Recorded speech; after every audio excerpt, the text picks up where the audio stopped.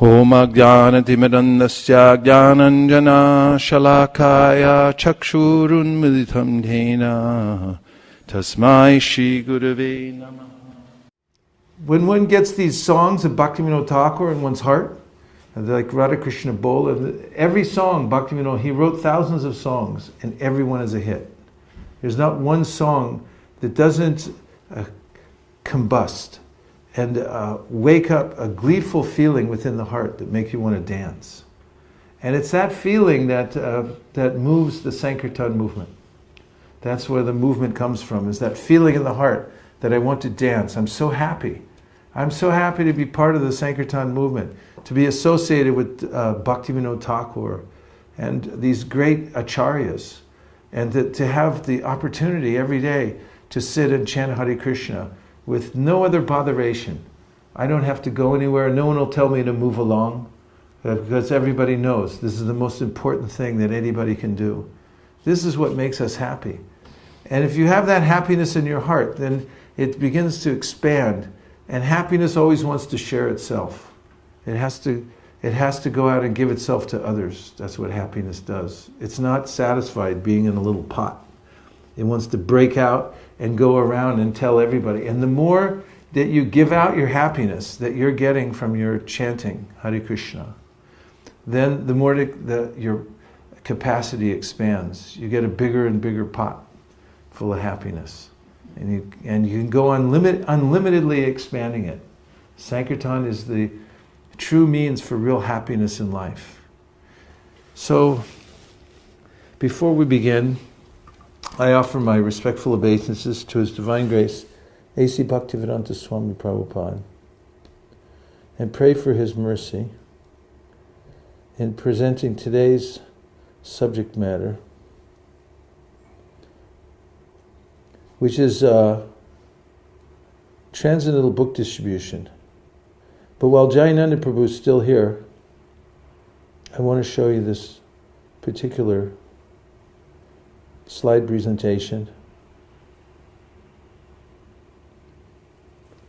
if it will cooperate. May I have my clicker back, please? Let's give him a round for his clicking ability. Come on, a little more than that. That's it?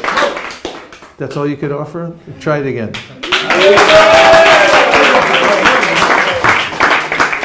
Very good.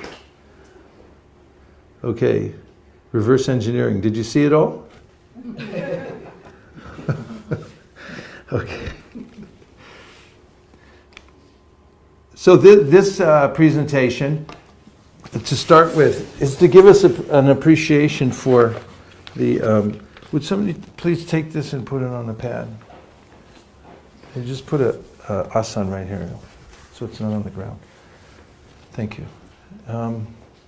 The pen is mightier than the sword, which is a line from a poem. It's so true. This pen is mightier than the sword. First of all, the future of the book. Books aren't going away. Humans like books. They like to look at them. They like to go through them. They even like to collect them. It means something to humans. Animals not so much, but humans like them.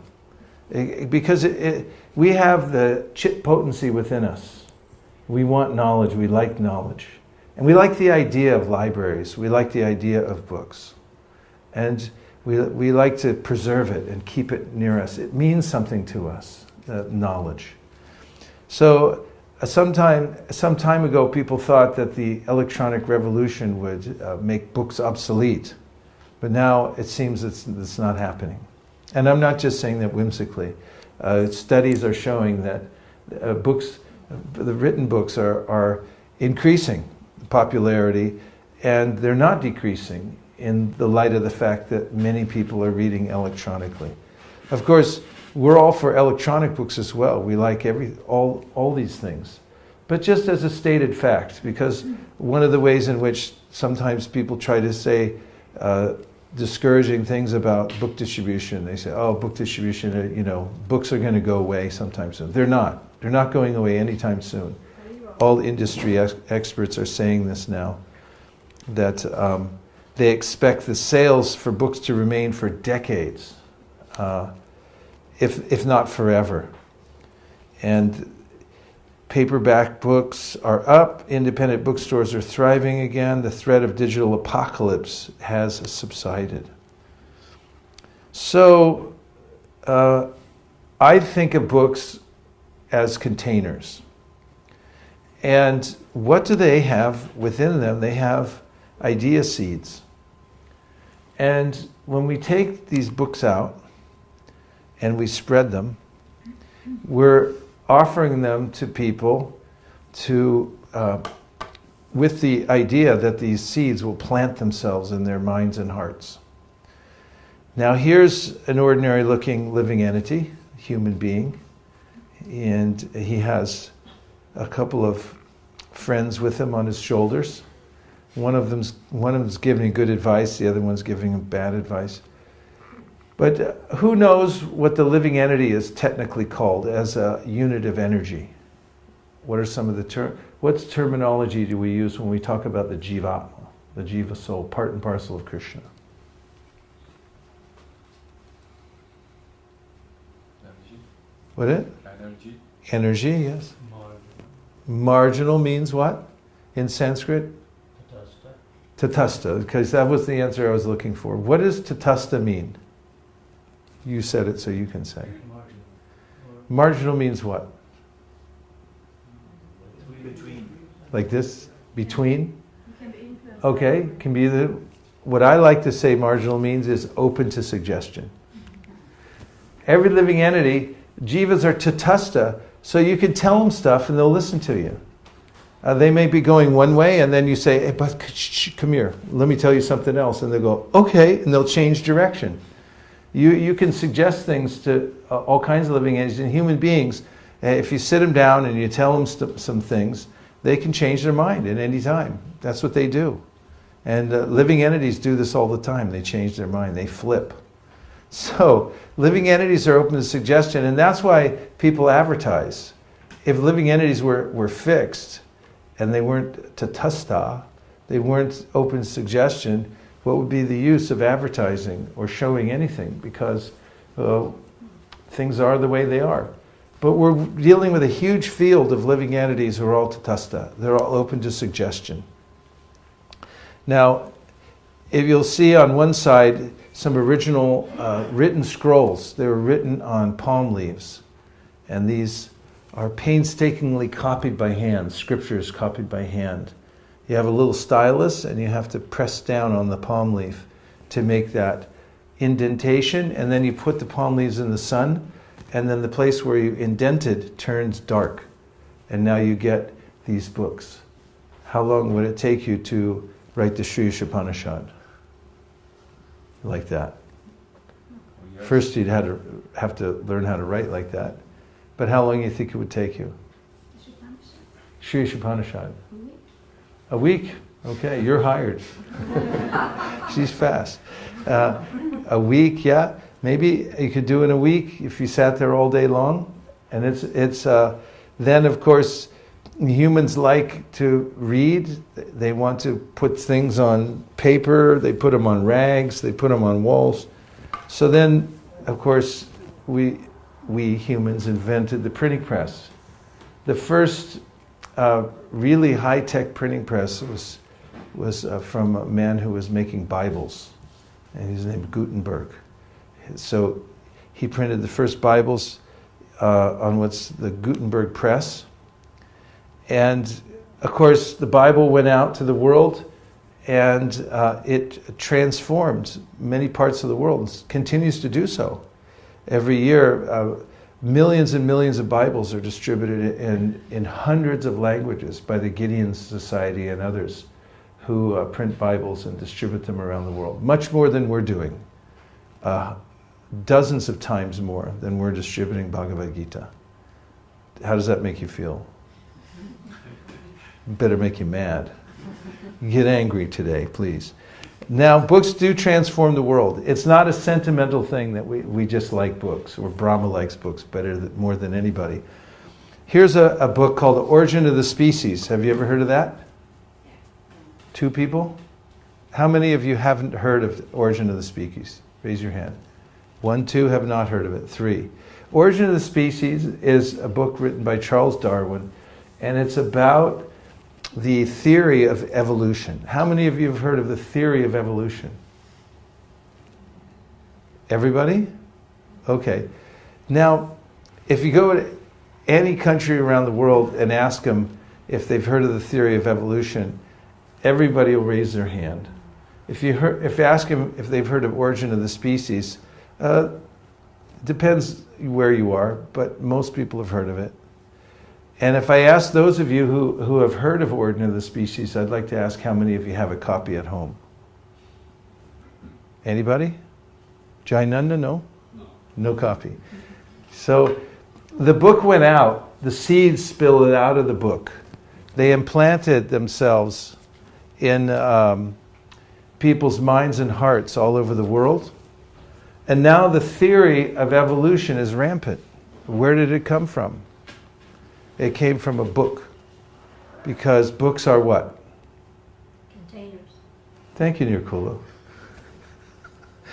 What are books? Containers. Say containers. Container. And what do they have inside? Seeds. Idea seeds. And when you take the books out and you distribute them, the idea seeds spill out. They go into the minds and hearts of the people. And they actually change they embed ideologies into culture. The society actually changes because of this. There are economic systems that people accept today as being practically on the same level as religion. They'll fight and die for certain economic systems. Many of them come from this book, The Wealth of Nations by Adam Smith. And then we have the history of Cuba. Who's heard of Cuba? Yes? Well, Fidel Castro, who passed away recently, was just a small-time revolutionary, but he got thrown in jail early on. And while he was in jail, or prison, he was writing his ideas for society on pieces of paper. He used lime juice. And now, why would anybody write with lime juice? It's a secret ink. How do you know all these things? My brain. Very good. She worked in a jail. Okay. So she worked in a jail. Okay, so when you write with lime juice, it's invisible. You can't see it. But when you take it and put it in the sun, suddenly it appears. So he was doing this subversive, tricky thing. He was writing down his ideas on lime juice, and his fiancée, Mirta, would come and visit him, and she would smuggle these apparently blank pages out and hide them. And she kept them. They reconstituted all of them when they got them out, turned it into a little book, and distributed it to a great part of the society. And before Fidel Castro got out of prison, the revolution was fomenting. It was ready to happen. Why? Because of the written word.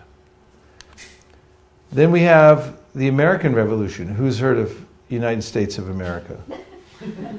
1, 2, 3, 4, 5, 6, 7, 8, 9. I happen to live there. And we talk about an American Revolution. The colonists, it was an English colony. And the colonists had to make a decision whether they wanted to live under the crown or break free. And according to historians, the catalyst for them deciding to start a revolution, which is no small decision, it means you got to put your life on the line, you got to do or die, was a booklet produced by Thomas Paine. He was a revolutionary, and he wrote this booklet. And he distributed, he sold it to most of the people in the colonies at the time. It's still, per capita, it's still the best-selling book of all time, per capita. This book called Common Sense by Thomas Paine. And according to historians, this is what galvanized the people of the colonies to stand up and have a revolution. Thomas Jefferson, another progressive thinker of the time, told Thomas Paine, who was his friend, he said, go on doing with your pen what others have tried to do with the sword, because the pen is mightier than the sword. it is a very dangerous thing, actually. In societies where people, despots, as the rulers who want to keep control of everyone, want to keep everybody contained, they don't allow the distribution of literature. We went to Vietnam a few years ago, actually more than a few, I think it was like 9 years ago. I went with Satyanarayan Prabhu, and we were getting the Bhagavad Gita printed over there. And when we got there, the devotees, there was only 2 at the time, warned us that we had to be very careful because we were already being watched, and if we distributed any literature, we would be put in the police station because they didn't want people passing out literature. Because somebody might read it, and living entities are open to suggestion. So, books are very powerful, and we've heard this term sampradaya. Have you heard that? Say yes. Sampradaya means the complete gift giving. It's a process of giving the greatest kind of gift. Sampradaya. Sam means complete, and daya means charity, to give charity. So we're passing on the greatest gift to people. That's what we do. That's our job in life. It's a nice work if you can get it. And we see that Chaitanya Mahaprabhu is involved with passing on literature in his time. Over 500 years ago, Mahaprabhu, it's documented in the Sri Chaitanya Charitamrita, when he was in the Adikeshava temple in South India, he found the manuscript for the Sri Brahma Samhita. Who knows the Brahma Samhita? You mean by heart? Yes. By heart. No. You should, if you chant it every day, you'll just learn it, right? Yeah. So this is something that Mahaprabhu had copied for all of his devotees, and he distributed it himself. And he also found there the Krishna Karnamrita. So literature was part of the pastime of Chaitanya Mahaprabhu as well.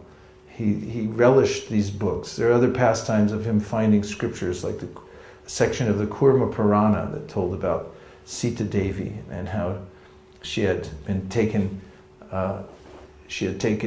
in by Agni during the time when she entered into fire, and then she came back out again later.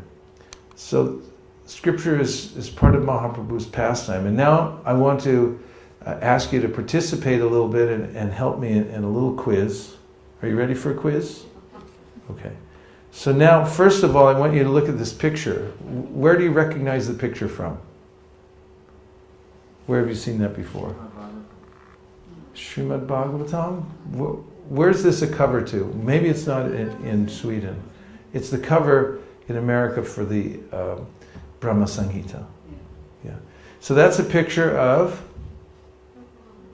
Brahma, Krishna, and what's Brahma holding in his hand? Who said that? Where did he get a book? It's the beginning of creation. Printing presses at that time? No.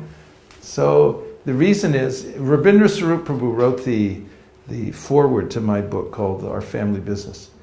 And I was asking about this, and he said actually, we're known, our particular sampradaya is known as the sampradaya of the book. And therefore, when Brahma is depicted, they show him holding a book. Because what we give in our sampradaya is knowledge. That's the greatest gift to give people.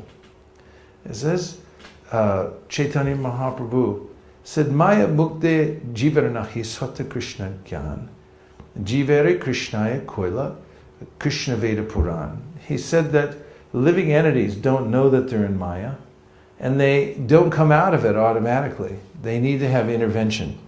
Therefore, he said, the great sage Krishna Dvaipayan of Vyasadeva has compiled the Srimad Bhagavatam specifically to intervene in the lives of living entities and to wake them up from Maya. So Lord Brahma is holding a book to represent this fact. Okay, now you ready for the rest of the quiz? Say yes. Yes. Say it really enthusiastically. Yes. One more time. Yes. Okay, here we go. Okay, who's that? Okay. Srila Vyasadeva, 10 points, you get more. And what's he writing there? A book. Everybody say it together. A book. Say. Okay, 1, 2, 3. Good. Okay, who is this? Say. What is he holding in his hand? A book. I'll give you a hint. It starts with a B, it ends with a K. Say it. Very good. So far, so good. Next is Srila Rupa Goswami. Now he's kneeling down there. He's got a stylus in his hand because he's writing on palm leaves. What do you think he might be writing? A book. Correct. Very good. Okay, who is this? He's sitting under a tree. He has a palm leaf and he has a stylus in his hand. What do you think he could be writing? A book. Correct. So far you're doing 100%. Who is this? Yes, and what are they famous for writing? Books. Correct. Who is this? What's he posing with? Books. Correct. Who is this? Oh, by the way, what's that behind him? Books. Correct. Who's this? I just noticed this for the first time. What's that right next to him? Very good. Give yourselves a hand. Come on. You passed. Did you notice anything that was common about these pictures? Books, yes, of course. So we're the Sampradaya of the book, and we'll notice that all our acharyas, they produced books. They relished books, and they encouraged, especially Srila Bhaktivinoda Thakur, Srila Bhaktisiddhanta Saraswati Thakur, and our founder acharya, His Divine Grace A.C. Bhaktivedanta Swami Prabhupada, very specifically were interested in printing books and distributing books to people all over the world. So we say that book distribution is high sadhana. What is it? High sadhana.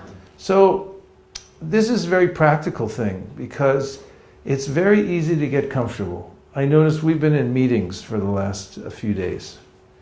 And then when we go to the meeting room, I always notice this, everyone always sits in the same chair every day. Prabhupada once on a morning walk, he was with a group of devotees, and he stopped. It was underneath a tree, and there was a pile of bird droppings in one place. You know what I mean? Yeah. So he pointed to it with his cane, and he said to his senior leaders, he said, "What does this mean?" And they were looking at the pile of bird dropping, and they were looking at each other like, I don't know, what does it mean? Tell them. They didn't know what Prabhupada wanted to hear. And Prabhupada said it means that living entities become attached and comfortable to one place. The same bird going up there sitting in the same branch every day. There's a hummingbird that lives behind in our yard in California where we live. We have a garden, and he always sits on the same branch. Everyone sits in the same chair. You come to the prasadam, everyone sat during this last few days, they all sat in the same chair every day. As I get comfortable, and similarly, if I'm in a house or temple, anywhere, I'll find myself, I get a little comfortable. Because now I'm safe, this is my place. This is what I do, I stay in this place. But when you go out into the great unknown for Sankirtan, then how do you feel? Comfortable? Very good. How does it feel when you have to get up and walk out the door? Shaky. Who said? Shaky. Shaky, yeah. You feel a little shaky? What else? Scary? Yeah, feel... you don't know what's going to happen, right? You can go out in Sankirtan for 10 years, 20 years, 30 years, but the next time you go out, you still don't know what's going to happen next. Anything can happen, right? How does that make you feel? A little nervous. And that's a good thing. Because, first of all, you're doing the right thing by going out. So you can't go wrong. because you never go broke taking a profit. If you go out, then you'll feel a little nervous every time. And so my saying is that you should feel comfortable when you're outside your comfort zone. You have that comfort zone, you say here? And you should feel uncomfortable when you're in your comfort zone. And so when you go out, even just a little bit, you don't have to go far, but if you just walk out into the great unknown to present books, then what will happen is you'll feel a little bit nervous because you don't know what's going to happen next. And in that situation, you have to pray to Krishna. Krishna, I don't know what's going to happen next. Please help me. Everyone say, Krishna, please help me. Krishna, please help me. That's a perfect prayer to keep saying all the time. That's when we say, Hare Krishna, Krishna Krishna, Hare Hare, Hare Rama, Rama Rama, Hare Hare. And when we go out and we meet people, we'll see that Krishna is speaking through other people and helping us to realize Him in various ways.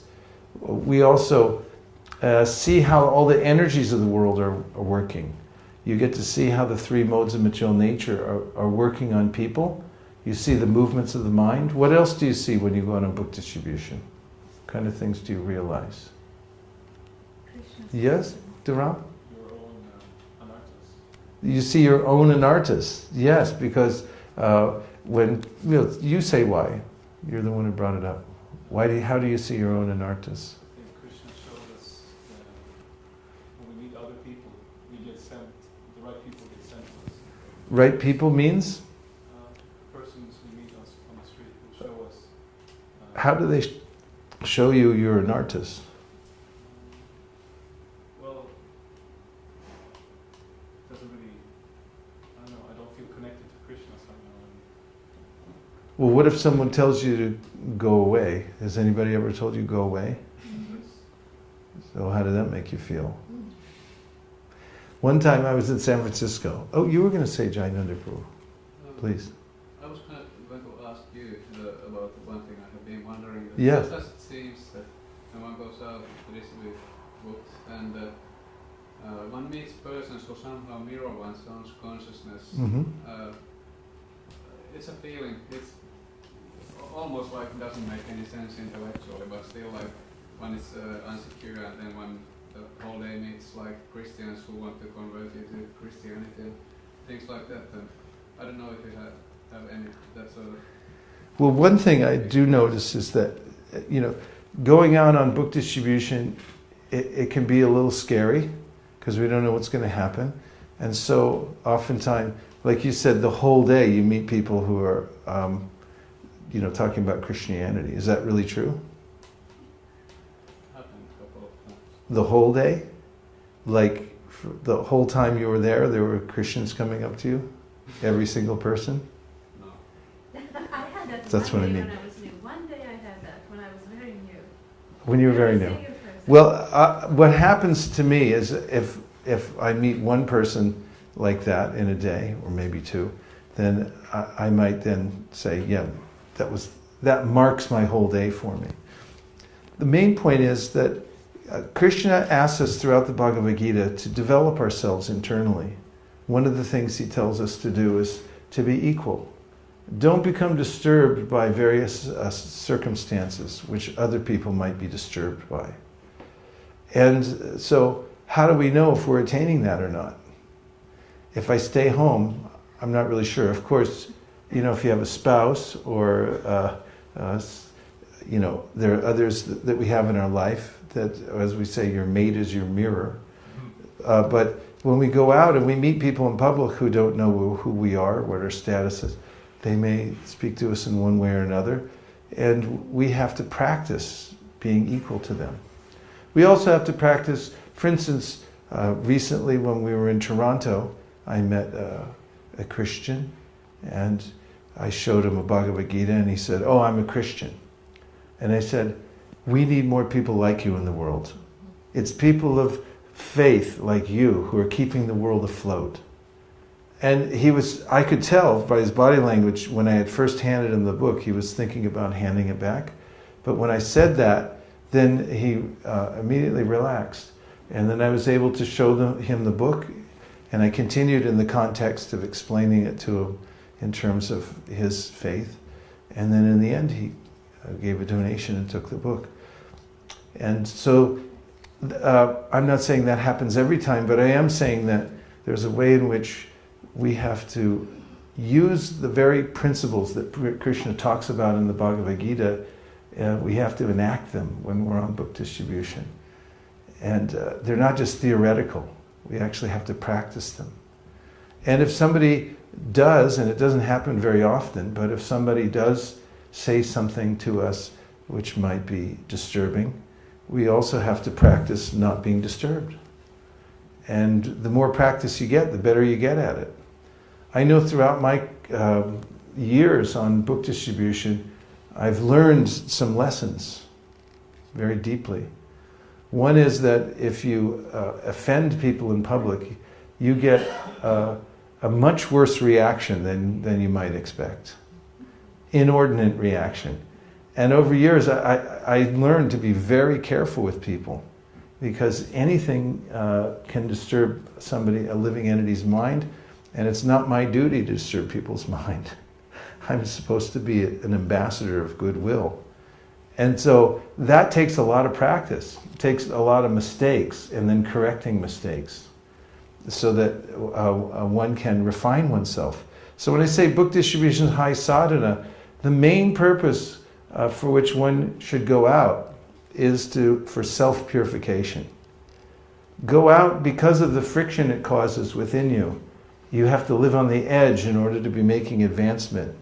And when you go out and you face your fear, when you cross the threshold of the door, then there's got to be a little fear there, because you don't know what's going to happen. And you're thinking, what might happen today? So you have to take shelter of Krishna, and then you have to take shelter of Krishna's instructions in the Bhagavad Gita. And when you do that regularly, you'll find that you're able to refine yourself using the principles of Krishna consciousness very quickly. That is, at least within one lifetime, as much as possible. So we say this book distribution is high sadhana. This is a picture from 1975, the opening of the Krishna Balaram Mandir, which was all these temples that you find, the original temples that were built during Prabhupada's time and just a little after, were built with money that came from distributing books. So, when we talk of sampradaya and giving gifts, these books are really miraculous. The fact that they've been put together in the first place and translated into many different languages, and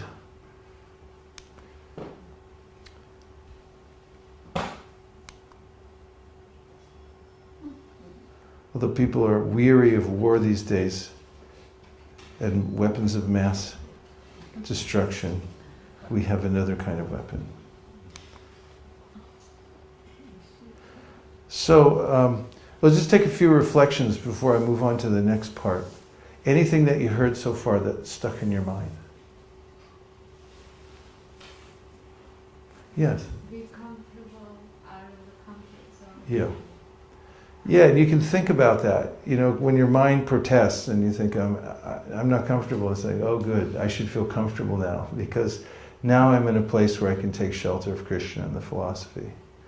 And if you feel overly comfortable, then you should feel a little bit of a urge that let me move into a position where I'm more active for Krishna.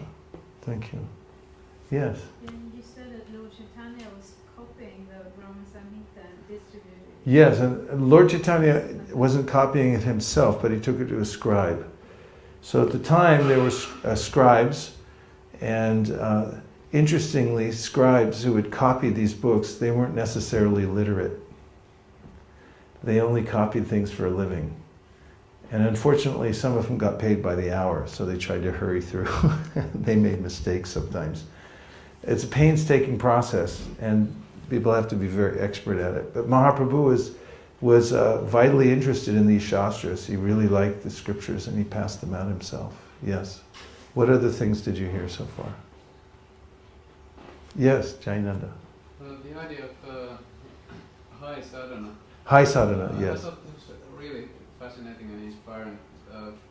I met a lot of people who are like thinking that advancement, spiritual advancement means that mind becomes totally peaceful, and you're kind of taking it on another platform. That no, there's something beyond that. It might be another kind of anxiety, but in a positive way.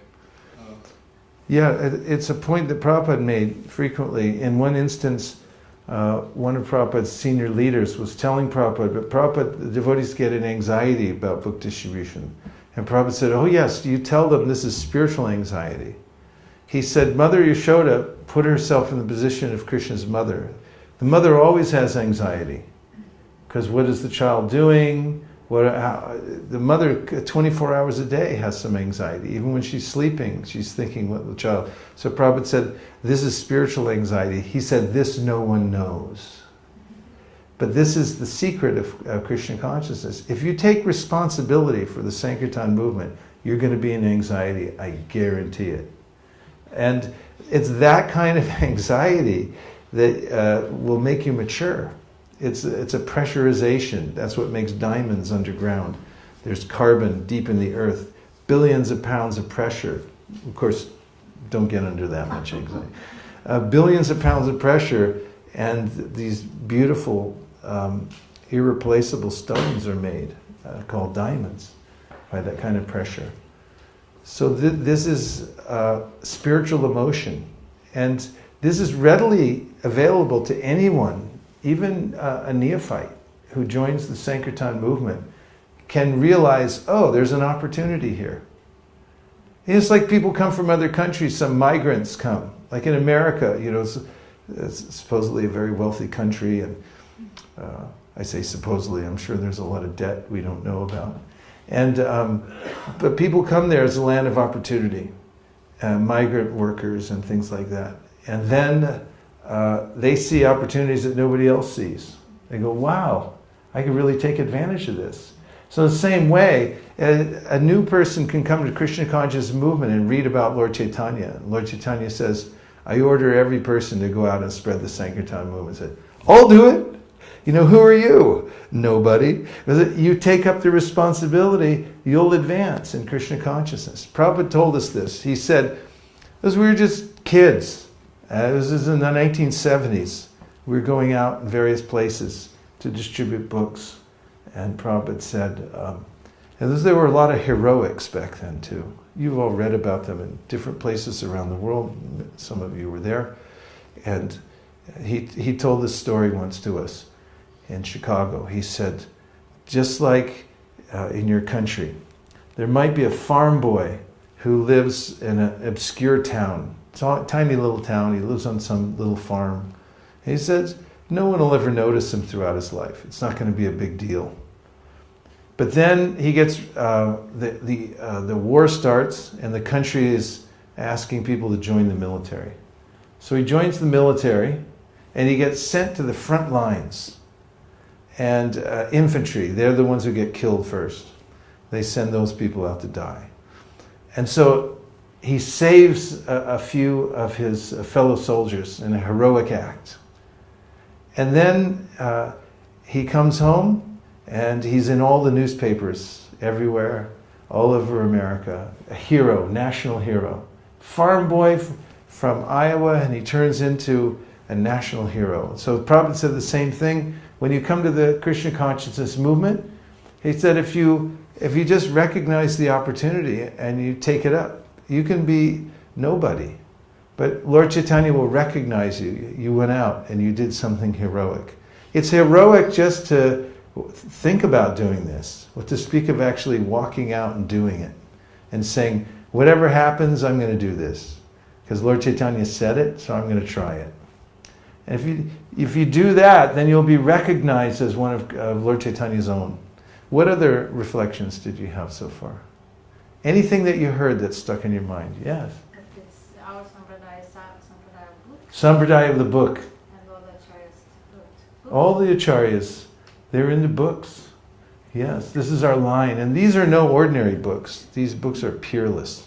These books are the most treasured objects in the world. In fact, we say the Bhagavatam says it's an incarnation of Krishna, non-different from Krishna. These are deities, Prabhupada said. When the devotees first started doing traveling Sankirtan in America, and some of the temple devotees said, you guys, you can't eat, because you can only eat, at that time the devotees only ate the prasad that came off the altar. And so what are you guys going to eat? And they were just offering from store, you'd get from the store and offer it.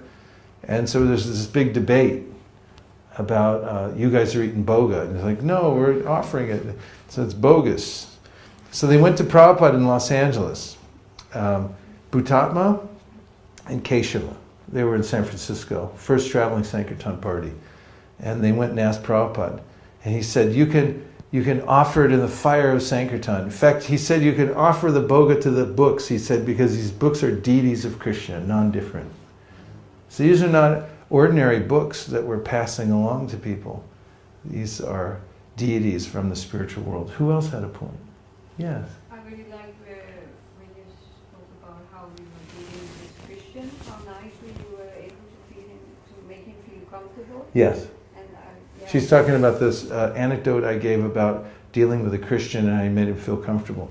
There's a principle behind that. And I'll teach it to you now. And that is that honor objections. Everyone say it. Honor objections. When somebody objects, you honor their objection. Because whatever you resist persists. But if you honor the objection, then it takes it away. In fact, you can preemptively honor their objections. If you know what people's objections are going to be before they say them, and you honor what they were going to object to, then they don't have anything to object to. You take them away. And so we do that regularly, and I'll show you more about that when we go into the practical ways in which to distribute books. I'll show you a few templates and things that you can use and ways that you can honor objections. We'll take a few more reflections. What else did you hear that stuck? Yes?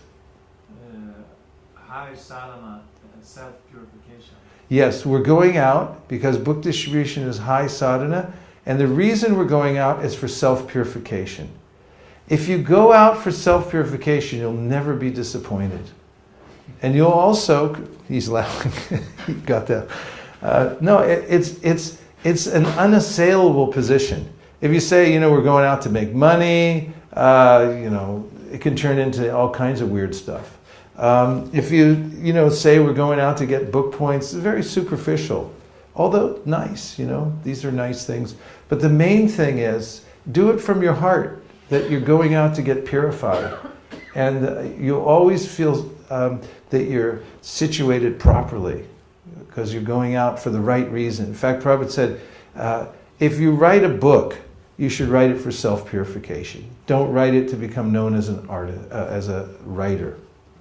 These are the Vaishnava principles. You don't do service because you want to become famous or something like that. You do it for self-purification, to please Krishna. So it's a very purifying activity to distribute books. 3 more reflections. What did you hear so far? We collect up the stuff we heard. Yes? The books are idea seeds and they can transform the world. Yes, books are containers, and within them they're idea seeds. And when they go out into the world, the seeds are broadcast. You've heard this word broadcast. Often we think of it as a radio or something like it. It's a farming term. It's agricultural. Broadcasting means broadcasting seeds. This is the original meaning of it, throwing seeds. Like this is broadcasting. So when we go out and distribute books far and wide, when you distribute one book, you're broadcasting. Because the container it's holding the seeds, it's shaking out everywhere it goes. And the preeminent Vaishnava scholar, academic scholar, Joseph T. McConnell, who wrote the foreword to the Brihat Bhagavatamrita. He was very favorable to Krishna consciousness, and he was the foremost secular scholar of Gaudiya Vaishnavism in the world. He recently passed away. And he wrote the foreword, as I mentioned, to the Brihad Bhagavatamrita. Very much appreciated Gopi Pranadhana's prowess in writing what he did. And in an essay that he wrote called Institutionalizing Prema, he writes in that essay that the institution, sometimes we talk about how we're an institution, right? Have you ever heard that? Krishna consciousness is an institution. So he said the definition of his institution is the means by which to transfer or transport culture across time and geography. You have a certain culture and you want to move it to the next generation and the next generation after that. And you also want to move it from one place to another around the world, from one country to the next. Right? This is, and what he says the definition of culture is that which the people consider real, right, and valuable. What is it? Real, right, and valuable. That's right. Right as rain. It's got to be right as rain. I feel this is the real thing in the world, a reality distinguished from illusion for the welfare of all. This is the highest truth. And we have those things. So he said, now, how does the institution do that? He said there's two aspects to the Vaishnava institution. One is the communities that we build and the temples that we build where we live in certain places. And he said that's the hard institution. Then he said there's a soft institution. And the soft institution is the Vaishnava literature. And he said of the two, the Vaishnava literature is more effective. In what? Transporting culture across time and geography. So the way in which we actually expand the institution, or more properly stated, the books are an institution unto themselves. They are meant for expanding our culture across time and geography. They do just that. They're the best implement to transfer this culture. Two more. Yes? The power of Castro's writing books in the day. Yes, Castro wrote books in jail. And he wrote them on a blank piece of paper with lime juice, reconstituted in the sun by his future wife, Mitra, distributed to the public. Revolution was waiting from the written word. Pen is mightier than the sword. Last one. Regarding going out for book distribution. Regarding going out on book distribution? For self-purification. For self-purification. So when after some time it turns into routine, so where we can shift it. After some time it turns into what? Routine.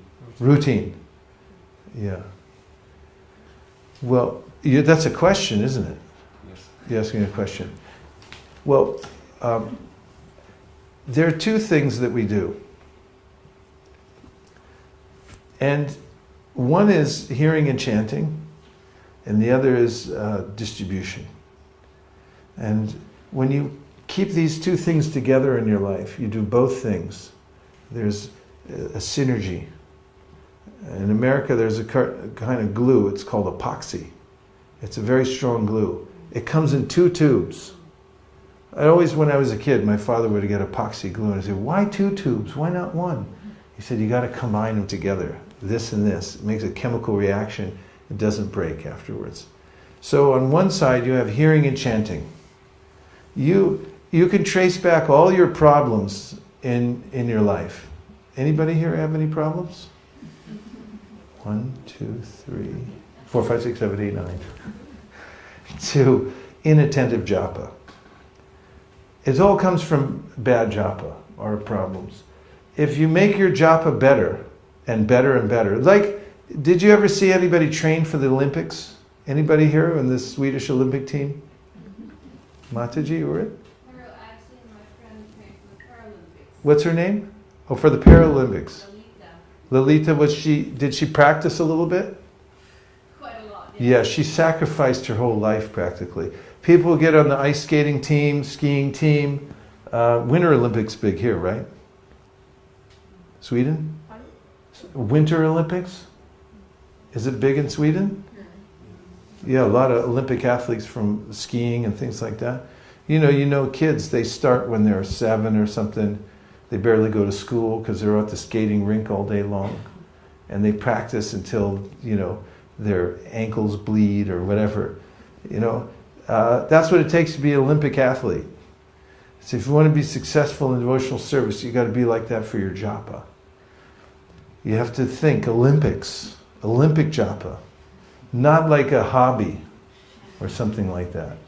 So if you have Olympic mentality when it comes to japa, that you get up early to train, and you put all your energy into the chanting of the holy name of the Lord, then because you have that, and you're also studying Bhagavatam, like you have a goal to read whole Bhagavatam, whole Chaitanya Charitamrita, all books, and enter deeply within these books, these things, then nothing becomes routine, and especially when you add the distribution and this intensive hearing and chanting. You have these two things together, it's like epoxy. Then you have very solid, you stick to the intensive devotional service. Okay, so now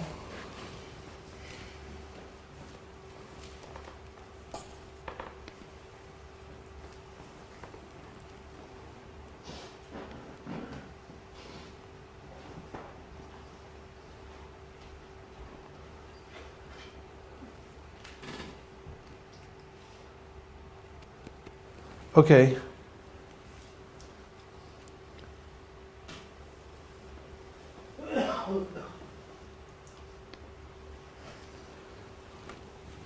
Is everyone okay? Keep going? Okay. How much time do we have left, Muktaram Prabhu? It's 10 to 6 on this one. It's 10 to 6, and we're going till 10, right? So we have 4 hours and 10 minutes. What time do we go till? As long as it's I think Brahma said 7:30 or something like that. Anyway, at least an hour, right? Hour and 10 minutes. Okay. All right, so now about our legacy, we've described the complete gift, which is passing down this knowledge. This is what we are. We're gift givers. And Advaita Acharya, our great hero, called out for Lord Chaitanya to come to help the people of the world. And this is the secret of good japa, and it's also the secret of Sankirtan. It's the secret of life in general, is to follow in the footsteps of Advaita Acharya. Advaita Acharya is Mahavishnu. Mahavishnu has something to do with the material world. He's looking over it. It's his glance that gets everything going. And he understands the plight of the living entities here in this material world. He has great compassion for all the souls of this world. That's why he's calling out and saying, Lord Chaitanya, please come and save these conditioned souls. So the whole secret to life and the secret to Sankirtan is to be in the same mood as Advaita Acharya. He worshipped the Lord and he called out with loud cries, said, please come and help. Please just say that. please come and help. Yeah, you just have to keep praying over and over again, please come and help. And when Prabhupada was on the Jaladuta, he was praying. You look at his prayers, he wrote them down. And he was just saying, how am I going to do this? How will this happen? Please, my Lord, help me. If you want them to dance, please make them dance. So he was calling, help, help, help, help. And that's the mood of spreading the Sankirtan movement. We don't know how it's going to happen. We just know it will happen because Lord Chaitanya is backing it. But we have to be in that mood of extreme neediness. Call out to the Lord that I really want this. And what happened? Lord Chaitanya appeared. He came into the house of Sachimata and Jagannath Mishra. The story is there, the Chaitanya Charitamrita. The Lord himself appeared there in that village of Navadvip. And Chaitanya Mahaprabhu manifested in this world. One of the main reasons was to spread the Yuga Dharma. Of course, we know that was incidental, but this is what he did. And here's how he did it. It's a simple movement. There's only two parts. These are the main parts. One is chant Hare Krishna. Say. Chant Hare Krishna. The second part is? Teach others. Okay, what's the first part? Chant Hare Krishna. What's the second part? Teach others. What's the second part? Teach others. What's the first part? Chant Hare Krishna. 2. Teach us. 2. Teach others. 1. Chant Hare 2. Krishna. Teach others. 1. Chant Hare 1. Krishna. 1. Chant Hare Krishna. Chant Hare Krishna, teach others. If I wake you up at 1 o'clock in the morning and say, what's this movement about? You'll say, Chant Hare Krishna. teach others. That's it. It's simple.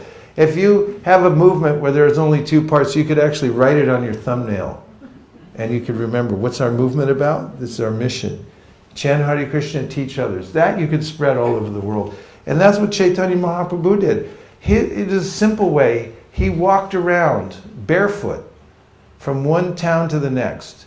And he just go to people's houses. And you say, chant Hare Krishna. And then they start chanting Hare Krishna and say, now teach others. That's the only two parts. It's really simple. So, Chaitanya Mahaprabhu and Lord Nityananda opened a marketplace. So marketing takes a little consideration. You have to think about, you have some quantitative, qualitative skills you have to think about how to market a product, how to place it just right. And Mahaprabhu's vision, his vision statement was every town and village. And there you see the Mahaprabhu and all his associates dancing down the street of Stockholm, or wherever that is. Maybe that's Florida. But we see now his marketing plan is unfolding around the world. And for some time after Mahaprabhu left, his movement became hidden. But in 1891, several hundred years later, Bhaktivinoda Thakur renewed the marketplace. He uncovered the Chaitanya Charitamrita, the teachings of Lord Chaitanya, and he realized what had happened, that it had become hidden. So at Surabhi Kunj, he declared that the marketplace is again open. He restarted it. And he prayed, as I mentioned, Advaita Acharya prayed, I need help. So he prayed, please send me some help. I need a ray of Vishnu to come into my life. And he also predicted that a great personality will soon appear to help spread this all over the world. So devotees who are meditating on the Sankirtan movement all the time, they have these lucid experiences where they're calling out to the Lord, and they're also feeling very confident that the Lord will send help. Meanwhile, there were great Vaishnavas at the time, very hidden, only in certain secluded places, who were keeping the pure holy name going, like Gaur Kishore Das Babaji Maharaj. And then Srila Bhaktisiddhanta Saraswati Thakur, he was that ray of Vishnu who appeared, and he caused that marketplace to swell all over India in very amazing ways. The Gaudiya Math in his day was a glorious institution where people were chanting Hare Krishna. He was printing books constantly every day and distributing them to the public. And he also obviously was trying to push out into other countries around the world. He sent some of his devotees to Burma, and then an envoy he sent to England. So he had this predilection that Lord Chaitanya's movement would spread to all these other countries. But oftentimes, Vaishnavas in India thought this prediction by Chaitanya Mahaprabhu that will spread to every town and village, they thought it couldn't mean to the whole world. It didn't seem possible. How are you going to do that? Srila Bhaktisiddhanta Saraswati Thakur realized the great power of the written word. So he considered the printing press to be the Brihat Madanga. And when Abhay Charana met with his spiritual master, our future founder Acharya, His Divine Grace A.C. Bhaktivedanta Swami Prabhupada, that is, met with his guru, Srila Bhaktisiddhanta, and he asked him, how can I serve you? What can I do? And Srila Bhaktisiddhanta said, if you ever get money, Print books. you ever get money? Print books. You ever get money? Print books. You ever get money? Print books. Okay, yeah. If you ever get money, print books. And Srila Prabhupada took it seriously. he took that from his spiritual master, that was his mood. He saw that his guru was not so pleased near the end, that this big temple in Bagh Bazar had been built by a wealthy disciple, and then his preaching sannyasis began to fight over who got which room. And he used to say, we were better off in Oltadunga. That was the slum they had come from. And back then they had a preaching spirit. So that's better, he said. Have that preaching spirit than become comfortable in some big place. Nothing wrong with big places, but the spirit has to be there. So Prabhupada took this up, that he was very fond of books, and always Prabhupada pushed books. Always he put them in the front.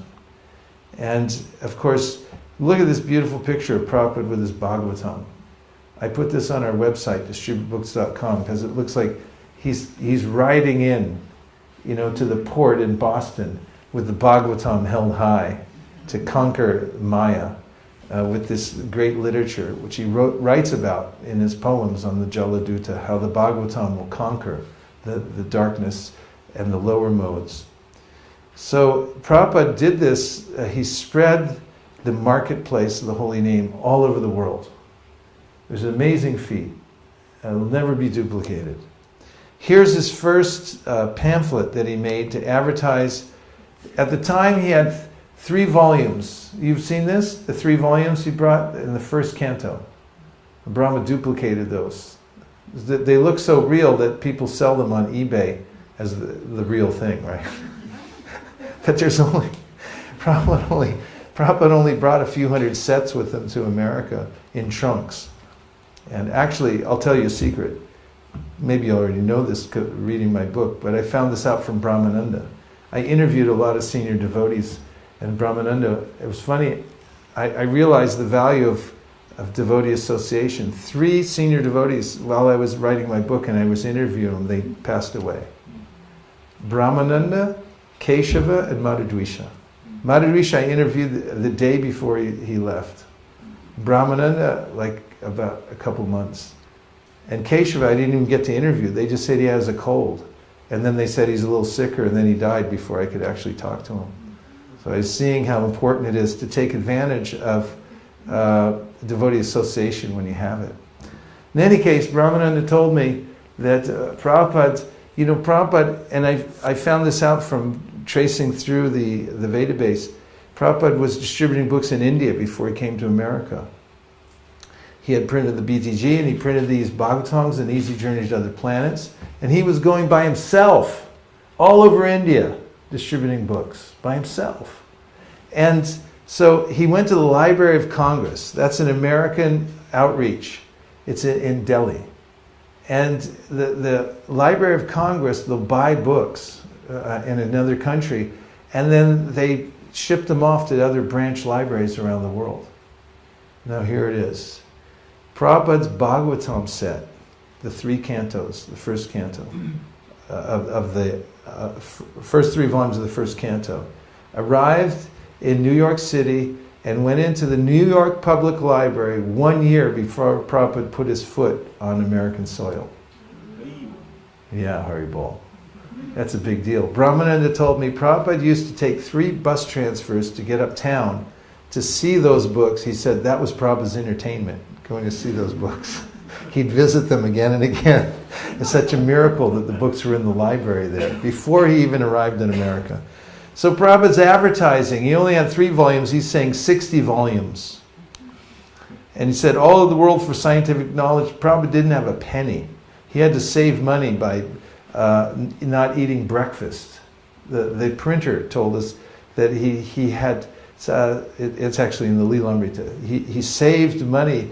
He wouldn't eat breakfast so he could save money for the rickshaw to drive the paper rolls over there to put them through the printer to print his books in India. He was so fixed on this printing. But he was thinking big the whole time, that this will go all over the world. So Prabhupada had this idea that by printing books, we would inject Krishna consciousness into society. And I already showed you how this is possible. It's not a sentiment, it's actually a strategy. So he had this plan, and This is Lord Chaitanya's plan. I want everyone to be immersed in this inundation of love of Godhead. This is from the Chaitanya Charitamrita. Sri Chaitanya Mahaprabhu appeared in order to deliver the fallen souls. These are the words of Krishnadas Kaviraj. And here's Srila Prabhupada's plan. I like this idea of distributing books and preaching. That is Lord Chaitanya's plan. So he equates the two. That is spreading Krishna consciousness all over human society. And Prabhupada says, yes, by distributing books. That's Lord Chaitanya's plan. So in 1975, Prabhupada came to Los Angeles. He invited all of his senior devotees to come there, and he made this edict from the Vyasasana. It's on tape. It's a momentous time. It's at the height of the Hare Krishna movement. It's 1975 when Prabhupada's there with all his leaders. Temple room is packed. Everyone's leaning in to see what Prabhupada's going to say. And he makes this statement: print as many books in as many languages and distribute throughout the whole world. You can take that to the bank. I mean, that's an order that Prabhupada gave so deliberately. Anybody who takes that can just live off it spiritually for the rest of their lives and for eternity. It's an eternal activity. Prabhupada used to mention the communists, how successful they were. In modern day, we see other organizations more organized than us by far, distributing hundreds of times more literatures than we are. That is ours to the 10th power of what they're doing, like Watchtower. So many different assets they have for printing and distribute books. We're in our infant stage, so don't worry that you won't have service. There's plenty of ways to expand. You can be the next wave of expanding book distribution. The Bible is still going out in the millions and millions every month by organizations like the Gideons, who are organized in 200 countries. So we can do that too by increments, and that's our intention. So here's something that you can take. It's a great value. This is from Prabhupada's purport in the second canto, when he's talking about, when he's commenting on the Chatur Shloki Bhagavatam. Everyone knows the Chatur Shloki Bhagavatam? Ahameva, Sameva, Agre, etc.? Yes? You should memorize it. 4 verses, very important. So he says, he writes, the direct order of the Lord is a manifestation of his internal potency, and this particular energy is the means of seeing the Lord face to face. So this means that the order of the Lord is from the spiritual world. It is the internal potency. And anyone who decides to follow it will come to see the Lord face to face. So if you jump into the Sankirtan movement, you take these edicts that Prabhupada put out seriously, and you just try to do it, even if you do it imperfectly, even if you're the worst person at it who ever lived. It doesn't matter. It makes no difference. If you just try to do it, you'll be immediately connected to the internal potency of the Lord, with the prospect, not this prospect, the absolute certainty that you will come to see the Lord face to face by this activity. So Prabhupada put out this request, so kindly help me, this is my request. And when a pure devotee of the Lord puts out a request, all you have to do is grab it and say, how can I help? Let me rush in and do something to help. He wanted us to try for book distribution. This is a sample of the hundreds and hundreds of different statements he made urging us to take up book distribution. Here he uses the word vigorously. So don't feel that you have to hold back. Feel free to be vigorous about the distribution of books. You can be vigorous. Absolutely. Even Lord Krishna says that the person who's trying to give this to others is the most dear to him. And Lord Chaitanya Mahaprabhu ordered everyone to become a devotee guru. Prabhupada writes this in one of his purports. He said everybody should become a devotee guru. That means that you should take the responsibility to spread this to other people. Just spread the Sankirtan movement. Take responsibility for it. You'll become a devotee guru. You become very dear to Krishna. That's for everybody. And Prabhupada said, if you just try to do this, you'll get superior strength and knowledge in Krishna consciousness. This relates to the high sadhana, doesn't it? If you just try to do this, you'll get superior strength and knowledge in Krishna consciousness. So we say this is a rapid way to make spiritual advancement. Now here are the 4 laws of book distribution, and I promise you, sitting here today in front of the deities and Srila Prabhupada and all of the advanced Vaishnavas here, that if you follow these 4 laws of book distribution, you will be 100% successful wherever you go. And are you ready to hear them? Yes. Okay, here are the 4 laws of book distribution. Please read them together. Number 1. Number 2. Number 3. Number 4. Yes, if you follow these 4 laws of book distribution, you can develop a book distribution empire, or you can become fully successful in your own endeavor to distribute books. Now, first is, yes, it all starts with strong sadhana. So sadhana should be strict, serious, and sincere. What should it be? Strict, serious, and sincere. You can make a bracelet out of this. Like these are 3 gems. Strict, serious, and, or you can wear it as a necklace. Strict, serious, and sincere. These are 3 gems you wear. Prabhupada mentions these in various places. I just strung them together on a little necklace, and you wear it. Strict, serious, and sincere sadhana. And if you do this, then you'll get a taste. It's your responsibility to get a taste. If you don't get a taste, you're doing what's called niyamagraha. It means you're doing it in a routine way without getting a taste. That's illegal. You have to get a taste. It means you have to lean in. You have to be strict, serious, and sincere. Especially your japa has to be Olympic style japa. And once you get a taste, then you can distribute the overflow. And that's what the Krishna consciousness movement is. It's a distribution of the overflow of the taste that each individual is getting. Now, if you get 1 molecule of taste for chanting Hare Krishna, you'll have enough to inundate Sweden. No? It'll go to Denmark, and then to Norway, then Iceland, and then it'll head down into Germany. Is it down? I don't even know what I'm talking about. It'll go all over Europe, and then it'll cross the ocean. It'll start heading down to the African continent. It'll go over to Asia. It'll hit America. 1 molecule can flood the whole world. 1 molecule of taste. That's how important it is to get a taste. So you have to do strong sadhana that's strict, serious, and sincere. One thing that you can do that will change your life forever is make a vow that you chant 1 chapter of Bhagavad Gita every day without fail. It only takes you 5 to 7 minutes to chant a chapter. You can do just the Sanskrit, or just the English, or the English and the Sanskrit, but at least that every day from the Bhagavad Gita. And if you do that, you'll have superpowers that you never imagined were possible. This is how you get mystic potency to spread the Sankirtan movement. Read 1 chapter of Bhagavad Gita a day. Prabhupada said, please encourage the others to read this Bhagavad Gita at least 1 chapter a day. He said, Bhagavad Gita as it is should be read by all my students at least 1 chapter a day. So you can join CHAD.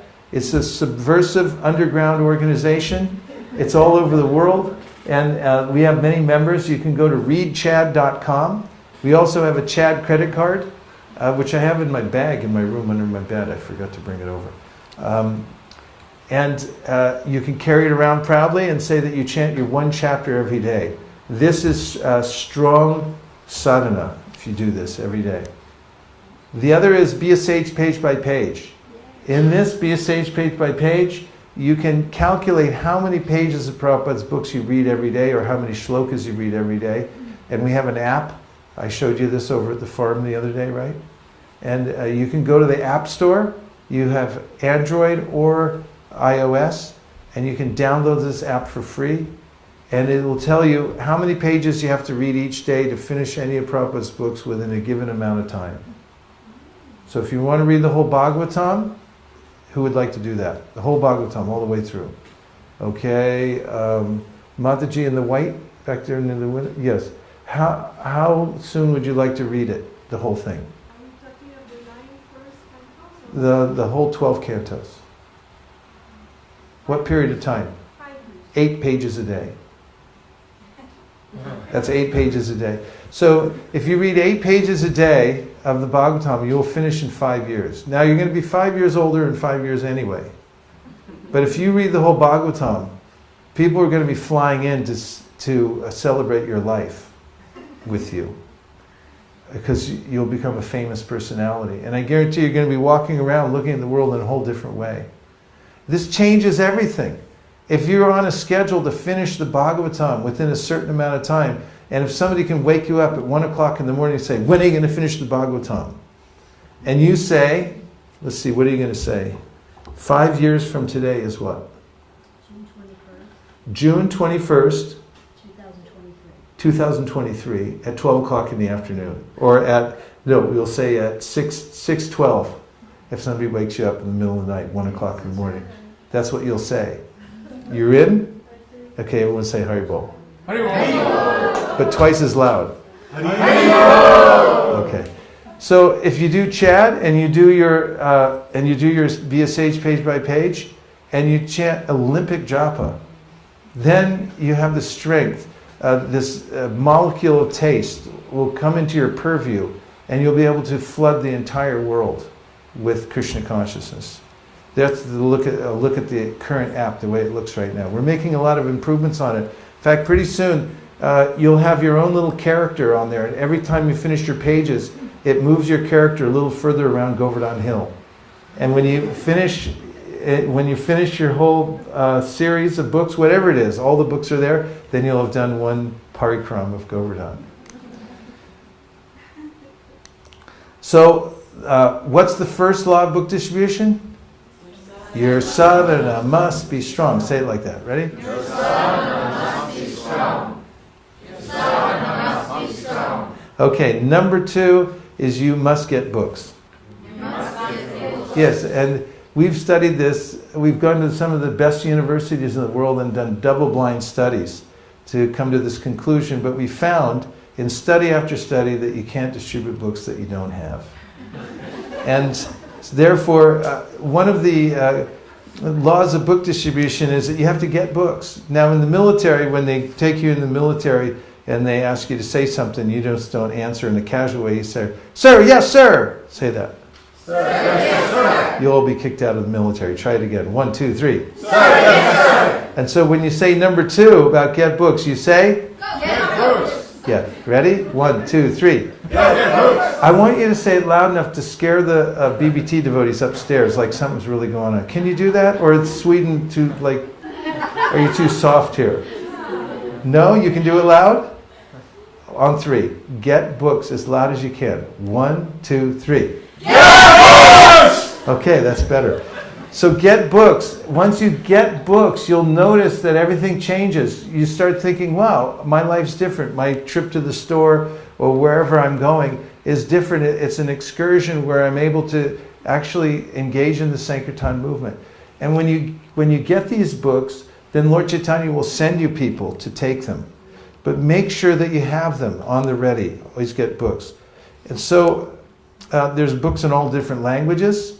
And over in my black bag under the bed, I also have language cards I'm going to show you too. So you can distribute any book in any language just by showing them the new language cards that we have. I have all of them on a little ring. And all you have to do is just flip through and find the language and hand them the book. Any of these languages, we're printing them in dozens of different languages. You just hand it over. Here I am at a Starbucks at a Vietnamese mall. And I just sat down to talk to these people. Chang Van Joy. And showed them the books in Vietnamese. They became immediate friends. And every one of them bought books in Vietnamese. And I showed them a couple of lines in Vietnamese. Anybody can do that. Here's in Farsi. This is, many years ago, but I met this Muslim mullah. And I said, Salam alaikum, alaikum salam, madava kifelak, alhamdulillah, Allahu Akbar. And he said, you're a Muslim? And I said, of course. And he said, you pray 5 times a day? I said, 16. And he came over, he couldn't believe it. He gave me a big hug. And he became my best friend. And I gave him this book in Farsi. And he loved me. That book is sitting somewhere in Afghanistan right now. That book traveled all the way to Afghanistan. And so if you get these books in different languages, And you'll find that Krishna makes arrangements for you to distribute them, and that they'll have a profound effect. I don't know if you know this, but when you distribute Arabic books, you get tons more points, if that means anything to you, on the Sankirtan newsletter. We've augmented the points for the different Arabic books and also for sets of CCs, just in case. The third law of book distribution, we always say twice. So the third law is? The more you show, the more you sell. The more you show, the more you sell. Yes, because living entities are open to suggestion. And if you just show them the books, if you put them out so they can see them, then they'll become attracted. And you have to innovate in ways to make them available so people can see them. Everybody comes over to take part and see what's going on. There are different events that you can go to. This is one in our neighborhood called the Pumpkin Festival, and we finally figured out why it was so successful. You see the picture of the Gitas, the color? Everyone thinks they're related, pumpkin books. And all Diwali events, and here's our smart box. The smart box, when I was a kid, I used to see in these industries, they had what was called Honor Snack of America. And they put out chips and things like that. And all you do is take the chips and put in a donation. And then I remember that as we tried it with this, putting these books, we have all the setup. You could put just like this in any store institution and you just leave it there. And people put the money in the box, they take away the book, and you just have to go fill up the box with books and take home the money. You just have to have huge bags to carry all the money home. And get somebody really strong because it's so heavy to carry all that cash. But you don't have any strong people here to carry all that cash, right? So forget it. Don't do this. It's not worth it. This Smart Box program is a way of showing books in various places. In some cities, we have 150 of these boxes out in the town. And devotees just drive around on their route and they pick up all the cash and they fill up the boxes. And they give prasadam to the store owners, and they also become agents of Lord Chaitanya Mahaprabhu. Then there's smart tables. Working from tables has been very, very successful. And Prabhupada said that he wanted every respectable gentleman to have a full set of Bhagavatams. And one of the lessons I learned many years ago when I studied sales, when you can sell one thing, you can always sell multiples of the same thing. So Tom Hopkins, he was called the greatest salesman in the world. He always said, always sell in bunches like bananas. Always sell how? In bunches like bananas. Yeah, if you could sell one, you can sell 5 or 10 or 100 all at the same time. So always think about bunching things together. And here are some of the bunches we have. These are the most precious bunches we have. The full sets of Bhagavatams and Chaitanya Charitamritas. It's a miracle if you bring people's attention to these books, these sets of books, and you just tell them about them and recommend them. They'll take them. They'll actually take them.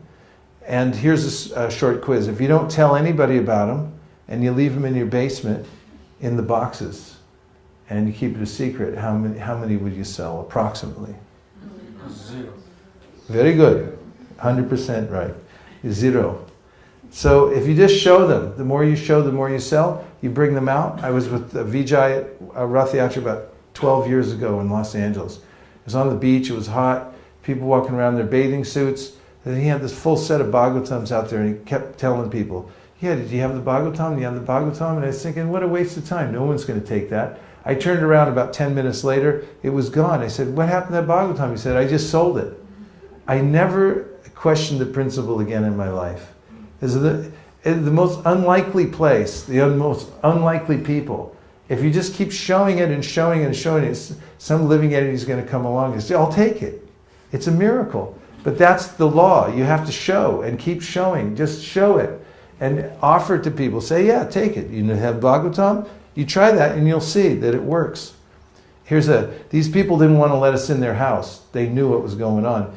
And so, anyway, I was going up and down the hallways. This Sri Krishna Purushottam is on the right. He's a big book distributor. He sells a lot of sets.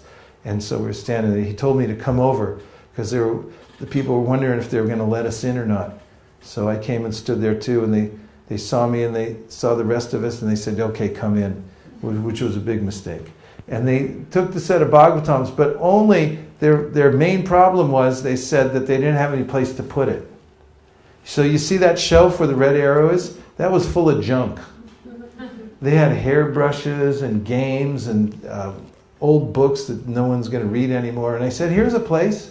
Let's just move all this junk out of here. I didn't say that, but I said, I'll help you. And we started moving stuff out, and pretty soon the Bhagavatam went in and all this other junk went out. And that's what happens. Krishna moves in, everything else moves out. And that's why people are afraid to take Bhagavatam in their house, because they know it means something. It's not the money. Anybody can afford these, but when you move it in the house, then everything else, their life has to change. And if someone walks in their house and said, hey, where'd you get those? You go, all right, I'm a Hare Krishna.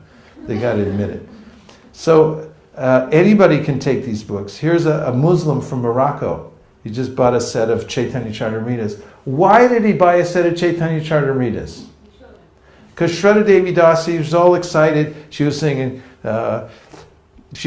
this song we sang earlier. Radha Krishna, bol, bol, knock, knock, knock, knock. Guy opens the door. Bolo Resho Bhai. It's here, have a look at this. And, what is it? It's a spiritual book. And he'll go, I'll take it. Where are you from? Morocco. What do you do? I'm a Muslim. He's like, fine, take it. And so there's the set of Chaitanya Charitamritas in his house. And he's all happy about it, reading the Chaitanya Charitamrita. So if you show the books, if you just take them out and show them to people, you'll find that the world changes. And you can package them together. We had this crazy idea that if we put all the books, all the instruments, all the recordings, everything you could possibly think about in one, we even got the bookshelves. We ordered them from IKEA. We got everything and put them on one place. It's like everything, as much as you could put. And then we started showing those, and people take those too. And why did they take them? Short quiz. Because the more you show, the more you... Go ahead. The more you show, the more you sell. The more you show, the more you sell. Correct. So, Motel Gita, we're placing Meltels. Now we're up to 500,000 Bhagavad Gitas placed. And it was just an idea. We started showing it to motel owners, and they put them in the drawers. And the fourth law of book distribution is? Yeah, you can do a little bit here and there if you do it as a hobby. But if you decided to run it as a business, and you make incremental improvements, always better service, you keep finding out ways to improve, and you organize yourself, then you can build a book distribution empire.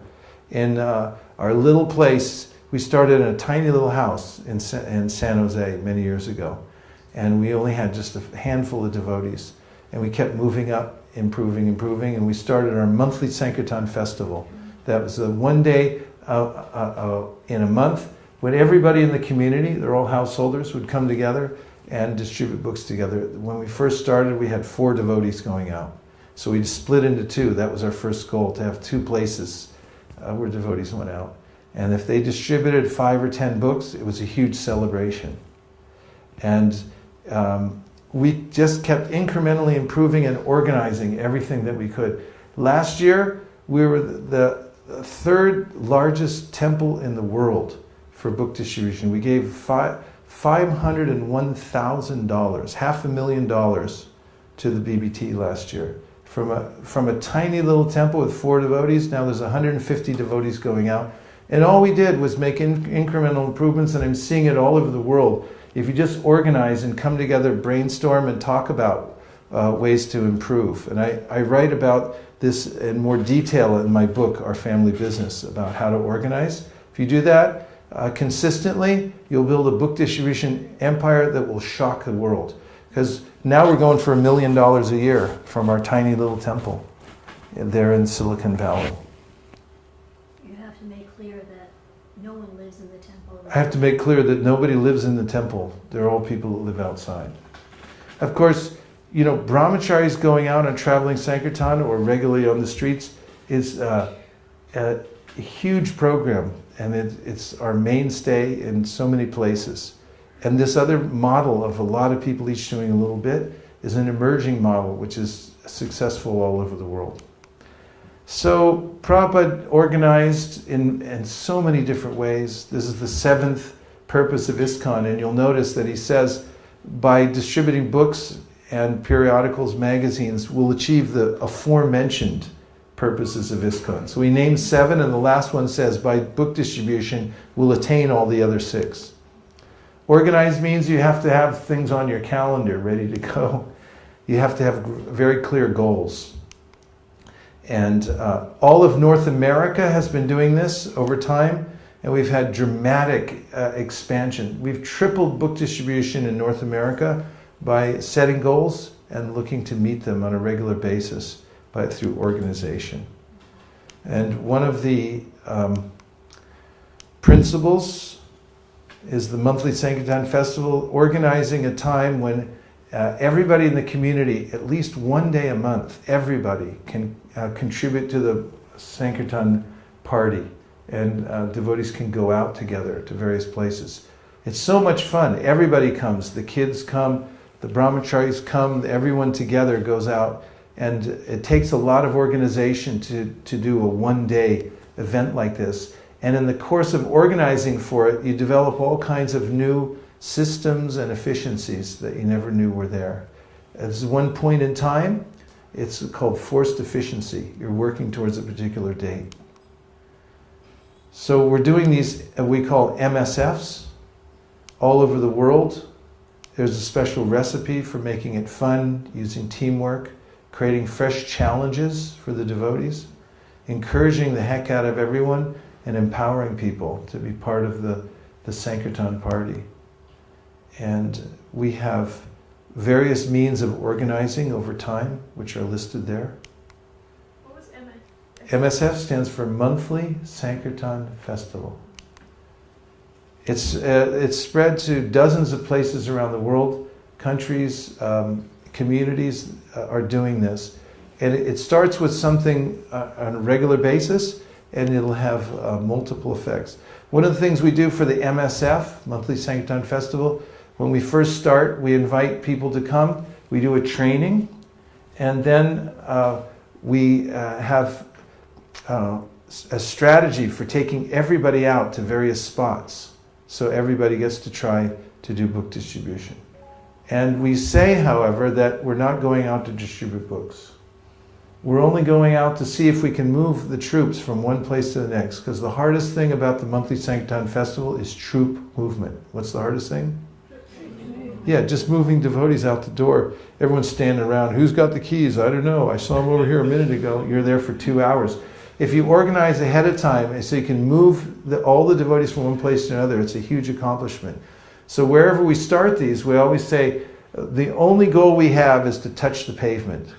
So when everyone gets to their spots, they take a picture of them, everybody in their particular group touching the pavement, and then they say, okay, we're done for the day. Anything you do after that is extra, no pressure. You don't have to perform, you don't have to get results, anything like that. And then everyone feels naturally encouraged just to try it and see what happens with no pressure.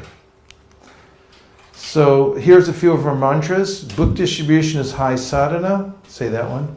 Book distribution is high sadhana. Always better service. Always better service. A lot of devotees each doing a little. A lot doing a little. And make it fun and easy. Gandharvika Giridhari Ji ki jai. Shishi Goditai ki jai. Shri Giriraj Maharaj ki jai. Shri Shalagram Maharaj ki jai. Srila Prabhupada ki jai. Gaur Premanandi Hari Gaur. And so we emphasize teamwork. Teamwork. And in fact, we emphasize group scores over individual scores. At our temple in Silicon Valley and many other places nowadays, at least for the community Sankirtan, we don't report individual scores, we report group scores. That's an individual choice, but it helps to emphasize our teamwork, that we're all for one and one for all. So in the teamwork, we start small and we grow. And here's a few tips that you can think about. When you go out for book distribution, look for the ripe fruits. Just like when you go out to pick the apples here, you look for the ripe apples first. So similar way, you'll notice that some people are ripe and some people are unripe. So if you go to pick a fruit from the tree and you find an unripe fruit, you should grab the fruit and pull it as hard as you can and break the branch and then drag it down the street. Correct? Is that correct? No. Yes? No. Yes? No. Yes? I'm not convinced yet. Yes? No. Okay, no. So similarly, when you find somebody, when you go out to distribute books that's not ready yet, you should follow them down the street. Follow them to their car. Keep asking them until they turn around and start swinging at you. Yes? Yes? No. Yes? No. Okay. So look for the ripe fruits and you'll always be happy. So here's a ripe fruit at the New York Rath Yatra. You see the guy with the maroon shirt waving to us? Does he look like a ripe fruit? Yes. How about the guy on the right who's talking to Krishnadas? Does he look ripe or unripe? Yes, This guy. he's right. He's telling him that he's going to go to hell because he didn't surrender to Lord Jesus Christ. So you can see the profile of, there's unripe.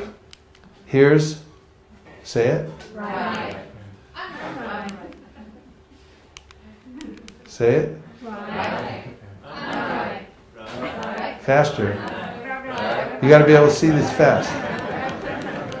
Okay. So when you're out, you look for the ripe fruits. And when you find a ripe fruit, it'll be soft, pliable, it comes off in your hand very easily. And if you just let the unripe fruits go, you'll be happy all day long. And just say, I look for the people who are ripe. Then you'll have no anxiety. Do you feel better? Yes. Okay, me too.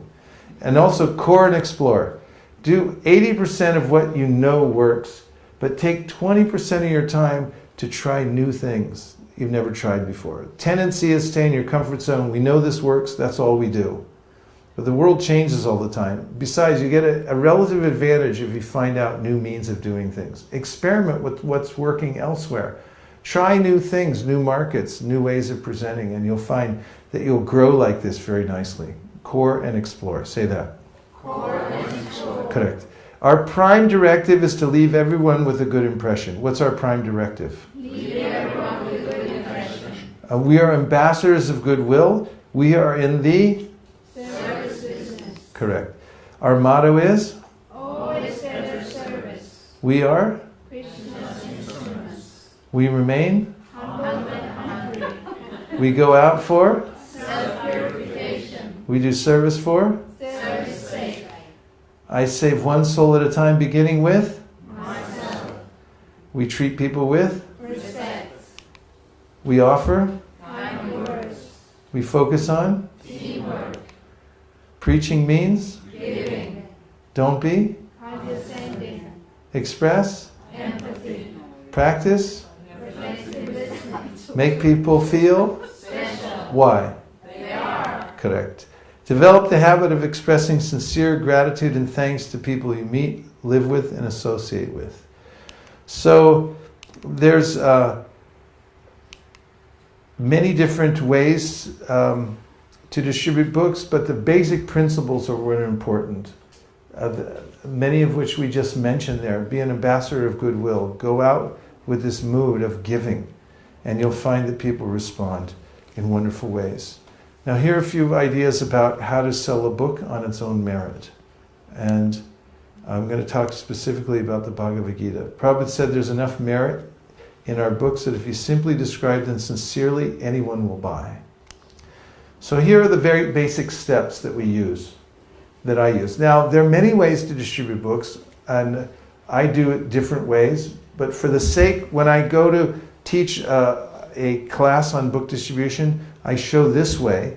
For those who don't know how to distribute books, they can just take this template, learn it, and once you learn it, you'll have confidence and you'll be able to sell a book anywhere at any time. I guarantee it. Or your money back. And you can innovate after that, once you have the basics down. So the first is radar. The second is qualify. Third is trust the hand. Fourth is give a nutshell presentation. Show and tell, compliment, humor, engage. Read those please together. Radar, qualify, trust the hand, give a nutshell presentation, show and tell, compliment, humor, engage. Okay, so first is radar. I don't know if you have these in your country. You have? Okay. They can shoot it at your car and they can tell you how fast you're going. So the first thing in book distribution is make a conscious contact with the people that you're. Now the books are coming. Just see. Get books. We're following it. So make a conscious contact with people and find out if they're ripe fruits or not. So how do you do that? I'll teach you. You have radar already built into your body. And I'm going to show you how to use it. Hold up your right hand. Point it at somebody. Not all at me, I can't handle it.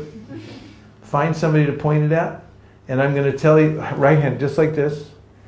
And there's a beam that's going to come out of your hand and it's going to hit the other person when I give you the mantra to activate it. And once the beam comes back, you're going to look at the person and see if they're ripe fruit or not. Okay?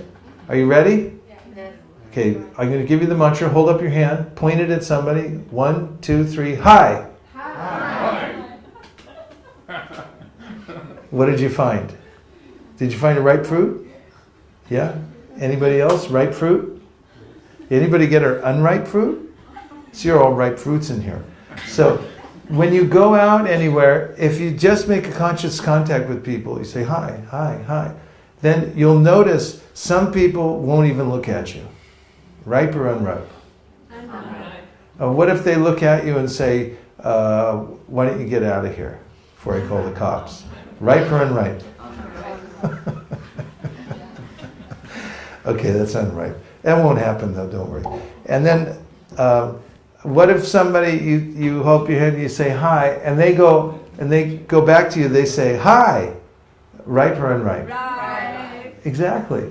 So they're nuances you'll find, and I'm simplifying it. But what you'll find is when you just get in the habit, and sometimes when I'm teaching new devotees how to do book distribution, don't distribute, but just make conscious contact first. Today, just go out and say hi to people and see how they react. Just get used to that. And you'll start to see, some people are natural. You just say hi and they'll go, what do you got? You got anything I can buy? They'll just walk up to you.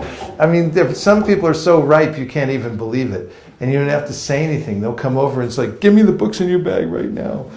So you just have to try. And then, so that power comes in your hand.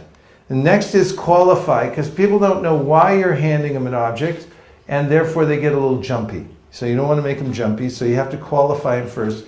And the way you can qualify somebody is ask them a question. And once they answer it, then they're qualified. Okay? So here's what I'd say. I'm from California. Where are you from? Sweden. Sweden. Fantastic. I'll show you one too. See, because he's from Sweden, he gets to see one. I'm from California. Where are you from? Czech. Czech. I love Czech. My dad's Czech. Here, check this out.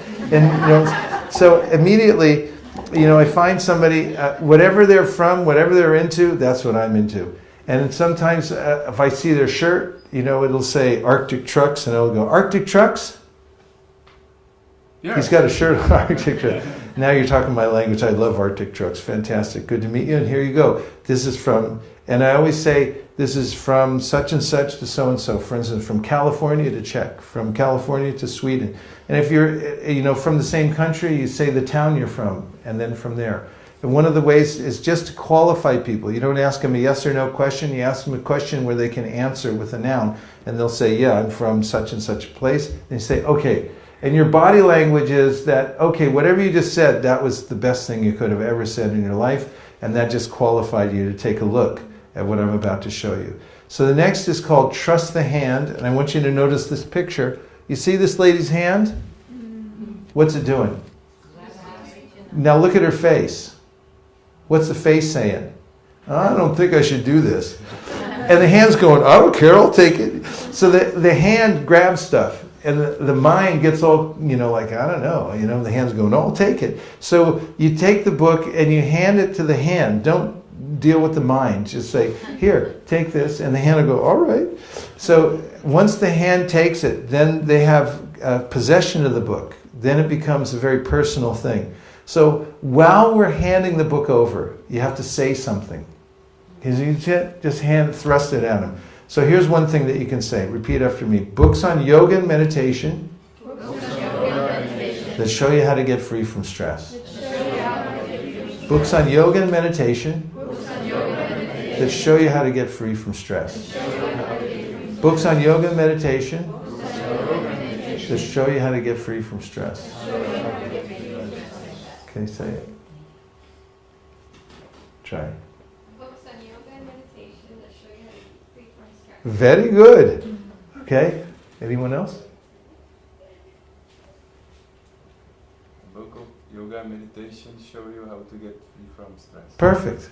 Very good. You practice it's a mantra, so when you're handing the book over, you're telling them what it's in it for them, and by the time it hits their hand, you say, books on yoga and meditation that show you how to get free from stress, and they grab the book, right? Now I'm going to teach you a trick of communication that will change your life. And if you don't want your life changed, cover your ears or walk out of the room. Are you ready? You have to ask questions, because questions are the answer. Make a question mark with your hands. Make a question mark. The question mark is the most powerful punctuation mark in any language. And when you're asking questions, you're leading the conversation. Whoever's asking the questions is? Leading the conversation. Yeah, don't tell, ask. So next thing you do to hold everything in place, because what you just made with the question mark is a hook. That's how you pull the conversation, that's how you hold the person there, is by asking questions. So you can ask this question. Right after you say stress, then you say, you've heard of stress, right? Yeah. Really? You don't look stressed. You look spiritual. Now this is another trick. Now, if you wake up in the morning and you walk out of your ashram and I come up to you and I say, man, you look tired, then how do you feel? Tired. If you walk out of your ashram and I say, you look terrible, how do you feel? Start looking in the mirror like, what's wrong with me? I feel terrible. I should go to the hospital. And but if you walk out of your ashram and I walked up to you and say, you look spiritual, how do you feel? You start feeling spiritual. Now this is a miracle, because actually every living entity is spiritual. They just forgot. And you just try this now. You go to somebody and you're talking to them and you say, you look spiritual. If you tell them they look terrible, they'll feel terrible. If you tell them they look tired, they'll feel tired. If you tell them they look spiritual, then immediately they'll start going, I am spiritual. They start to remember their spiritual nature. So now, here comes the big question. And if you don't remember anything else from this seminar, and you remember this, you'll be successful. Are you ready? Yeah. What's your secret? Say it. What's your secret? So when you tell them they look spiritual and you ask them what's your secret, it changes your whole relationship with people. Because people are thinking, why is this person interrupting my life? Why are they preaching to me to try to change me into something I don't want to be? I want to be an atheist the rest of my life. I want to suffer. I don't want to change. But why are they trying to interrupt this horrible life I have? So when you ask them, what's your secret? You look spiritual. Now they're the guru and you're the disciple. And you're asking them, it's like, how'd you get like that? You please tell me. And they'll tell you something. People in mode of ignorance say they smoke pot. People in the mode of passion say they work really hard. People in the mode of goodness say they practice yoga and many other things like that. And some people say, I have no idea. And then you say, you must just come from a good family, right? And they go, yes. And if they say, I don't come from a good family, then you say, you just must be a natural. You're a natural. And they go, okay, I'm a natural. And then as soon as you tell them that, you find out what their secret is, you take the book back. And then, when you take the book back, it's time for show and tell. Now everyone say show. Show. Say it again. Show. Say it again. Show. Say it again. Show. Say it 5 times. Show. Yeah, we're not selling, we're not giving, we are Showing. correct. There's no harm in showing people stuff. Here, I'll show you really quick. And how fast are we doing it? Really quick. Yeah, because they're thinking, is this a Bhagavatam class or is this going to be over in a couple seconds? And they're thinking, I got to go. Where are they going to go? I have no idea, but I got to go. So if you tell them I'm going to show you, but it's going to be really quick, then they'll calm down just long enough for you to show what's in the book. Now, on the back of the books, can I see one of these books? I forgot what's on the back. You may have something on the back here. Not so much as that. Yeah, Mahatma Gandhi, Don Anderson, Albert Einstein. So that's good enough. These are people that people know. When you turn to the back, you can say Muhammad Gandhi, Anderson, Albert Einstein. Who else read the Bhagavad Gita that people know? The Beatles? Anybody know the Beatles? How about Tupac Shakur? You never heard of him? Okay, we have a number of people that we collect. Besides these, all you have to do is name them. When you show the back cover, you can show these three and just say it. Say their names. These people all read the Bhagavad Gita. Then we open up to the Sanskrit and we say, here, can you read that? Can you read it? No, good. I mean, not necessarily good, but I mean just when we show it people and they say, no, I can't read it, I say, I'm just kidding, I was just testing you. It's all been translated into Swedish. And it's been translated over 500 times into world languages, and these have become the most popular academically. So they're used in all the major universities,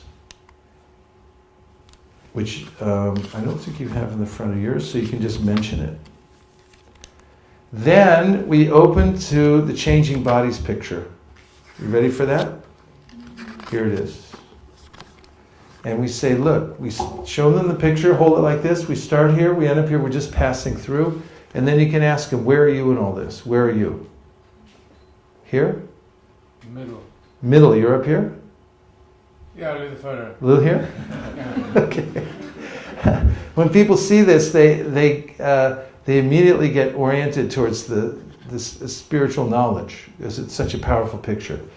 And then you can show them the horses and say, look at, the horses are the senses, the reins are the mind, the driver's the intelligence, and we're the passenger in the back. Yoga shows you how to control your mind and senses so you can go the direction you want to go in your life.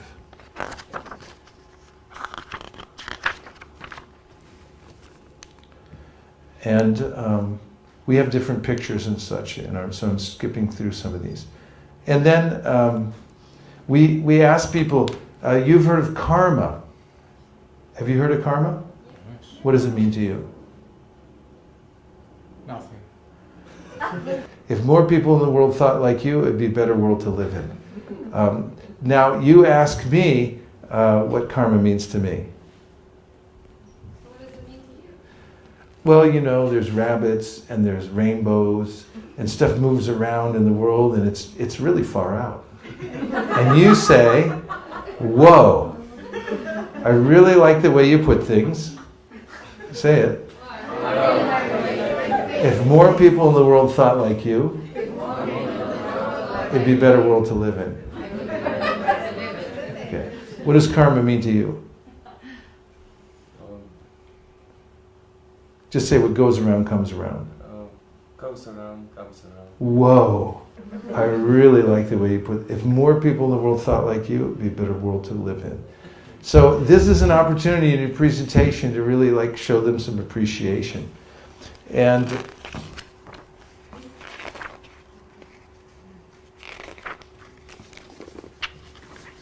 there's one picture that we have that you don't have, so I'm looking for an alternative. Which one do you like? I like the one with the yogi popping out of his head. You don't have that? I'll use another one.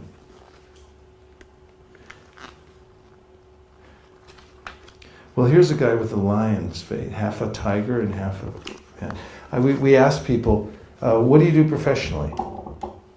It's the last question we ask him before we hand the book back. What do you do professionally? I'm a pattern maker. You're what? A pattern maker. A what maker? Pattern. Pattern maker. Look at this guy used to be a pattern maker.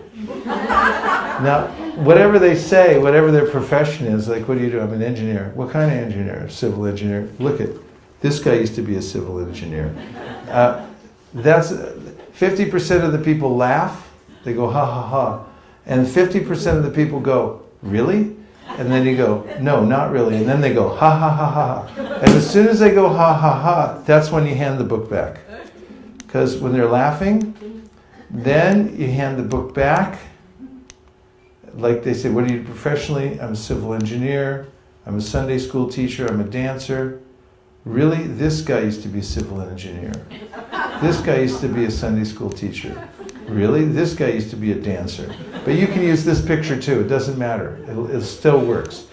And that's when you hand the book back and say, we don't sell it. See, the hand came out. We don't sell it like at a bookstore. We just ask for a donation. We don't need the money. The only reason we ask is that it's an ancient tradition. When you give something in return for spiritual knowledge, it connects you to the previous teachers who have passed it down over many generations and allows you to enter deeply within the knowledge. Yes. And if you like, you can tell them how much it costs to print and say that anything you give over that is a donation. But I find when you explain it to people that the donation is not for us, it's for them. That they feel a sense of calm, and they also feel that it's noble to give in return. And it is. And that's really the reason Prabhupada asks us to get donations in return, so that people would be able to value them. And some comebacks, I already know about this, people say sometimes. We say, that's great, I could tell by looking at you. That's kind of what it means to honor the objection. They give an objection and you go like, I know, I can tell. It's like, I already give a lot of donations. I know, that's why I picked you out. Because you really look like a person who gives a lot of donations. Otherwise I wouldn't have talked to you in the first place. I'm they say, I'm a Muslim, I'm a Christian, or whatever. So when that happens, say, like the other day I was at a door and I handed this lady a Bhagavad Gita, and she handed it right back. And she said, I'm a Buddhist.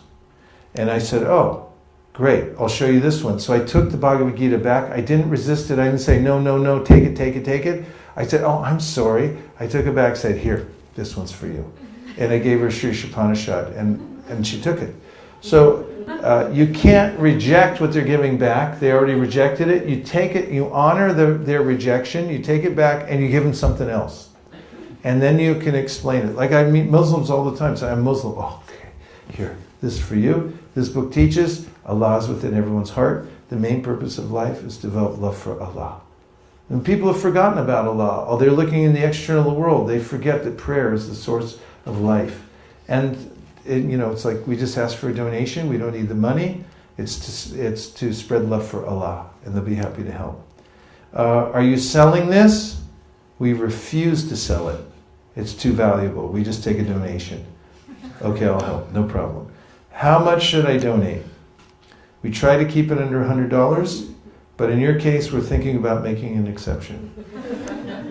So there's a lot of things you can say, and then once they give a donation, then ask them, do you believe in the power of prayer?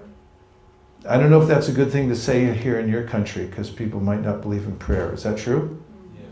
And so in America, in some places, not as many people believe in prayer. So I say, you believe in the power of prayer? And they say, no. I say, perfect, I'll give you a mantra. So you can say, have you heard of the power of mantra? Like the spirit. Yes. Okay, I'll teach you this mantra, and then you hand them a card, the mantra card. You say, please repeat after me. Are you ready? Yes. Ready. Hare Krishna. Hare Krishna. Hare Krishna. Hare Krishna. Krishna Krishna. Krishna Krishna. Hare Hare. Hare Hare. Hare Rama. Hare Rama. Hare Rama. Hare Rama. Rama Rama. Rama Rama. Hare Hare. Hare Hare. And then after you teach them, give them some prasadam. Cookies, lollipops are universally popular, and get their contact information, and always thank them for taking their valuable time. It's been a pleasure meeting you. And our prime directive is? Correct. So now we have a few Bhagavad Gitas here. So if it's possible to have a silent artik, is that possible? Because what we're going to do now is we're going to stand up and make facing rows where devotees are facing one another. So find yourself a partner. You can move some of these chairs out of the way so we can extend out in here. And what we're going to do is, you're going to be in lines facing each other, and the devotees on one side of the line are going to have a Bhagavad Gita in their hand, and the devotees on the other side facing are going to have nothing in their hand. You got that? So you have to see how fast you can get this set up, starting in about 5 seconds. And this will be an indication of how well your Sankirtan party is going to work. And the fastest so far to date has been 55 seconds. On your mark, get set, go. Do whatever you have to do to organize yourself. Get in lines. What?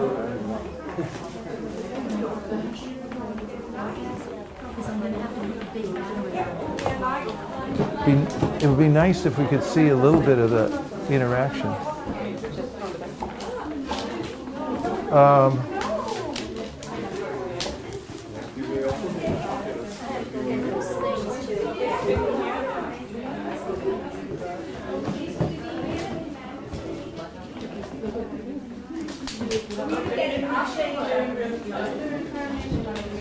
Ten seconds. 9, 8. Everybody on one side has a book. Everybody on the other has blank, nothing in their hands.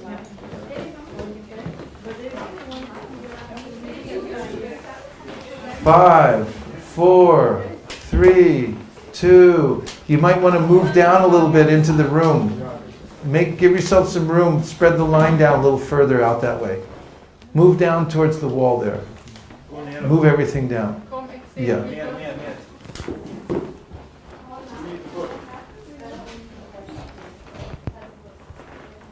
Okay.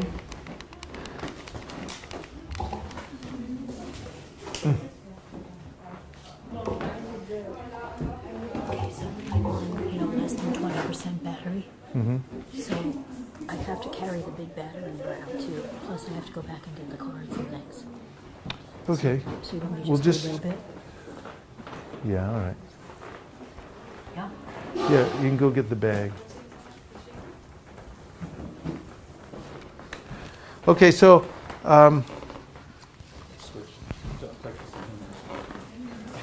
one thing is that when you're going around with books, it's always they know a silent art. There's going to be a silent arti. Yeah.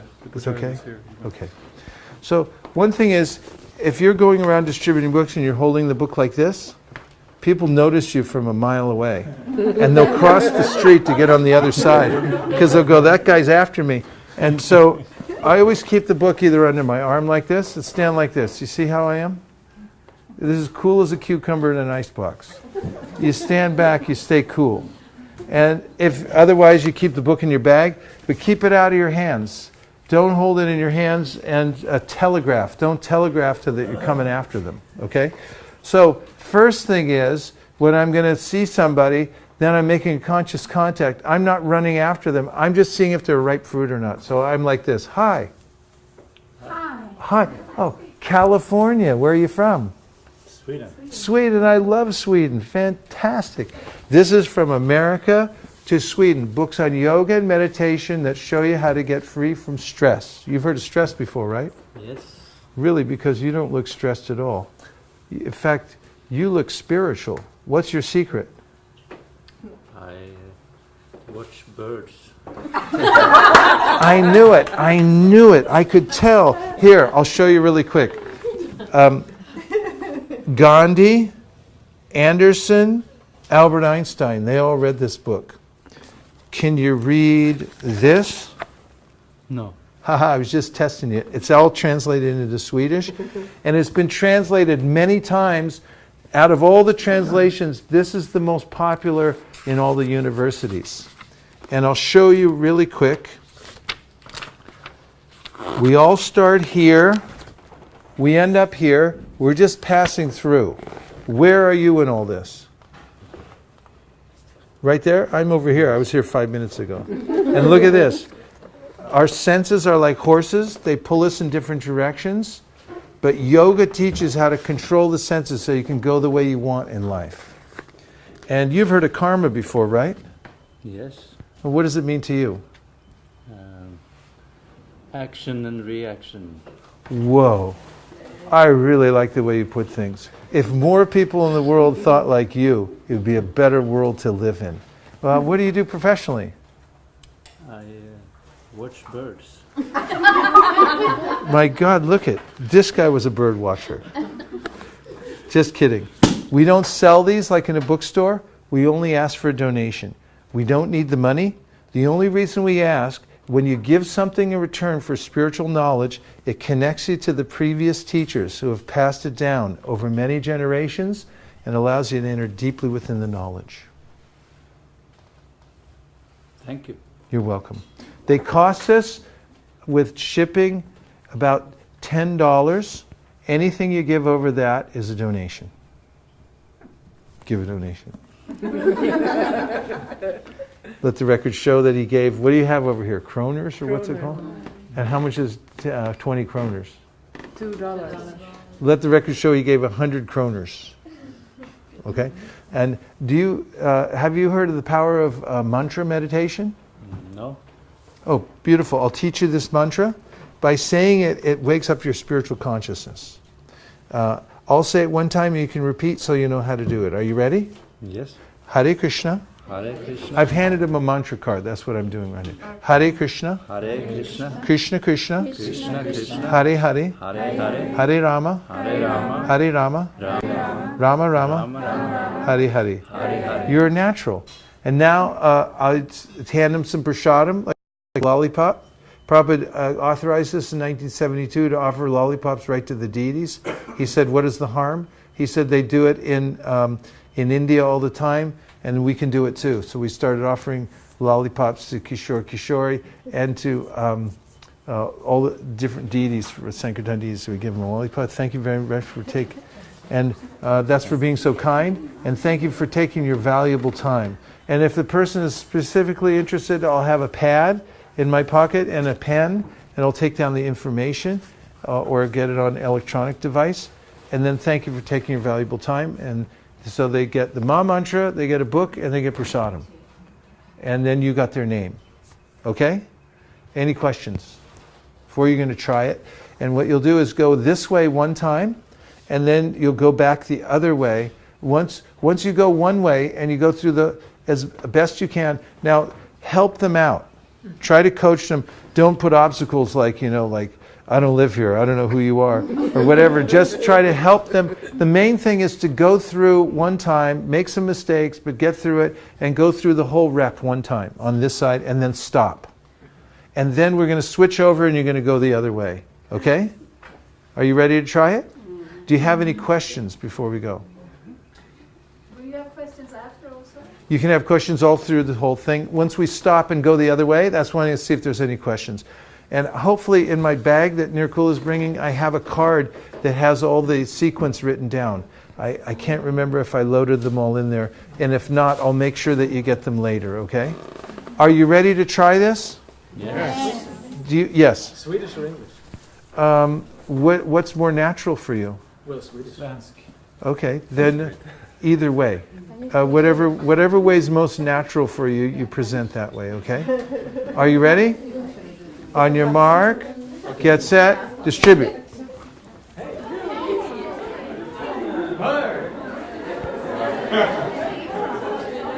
Nachari Armarman, Nachari Armarman, Nachari Armarman, Nachari Armarman, hey, Nachari Armarman, Nachari Armarman, Nachari Armarman, Nachari Armarman.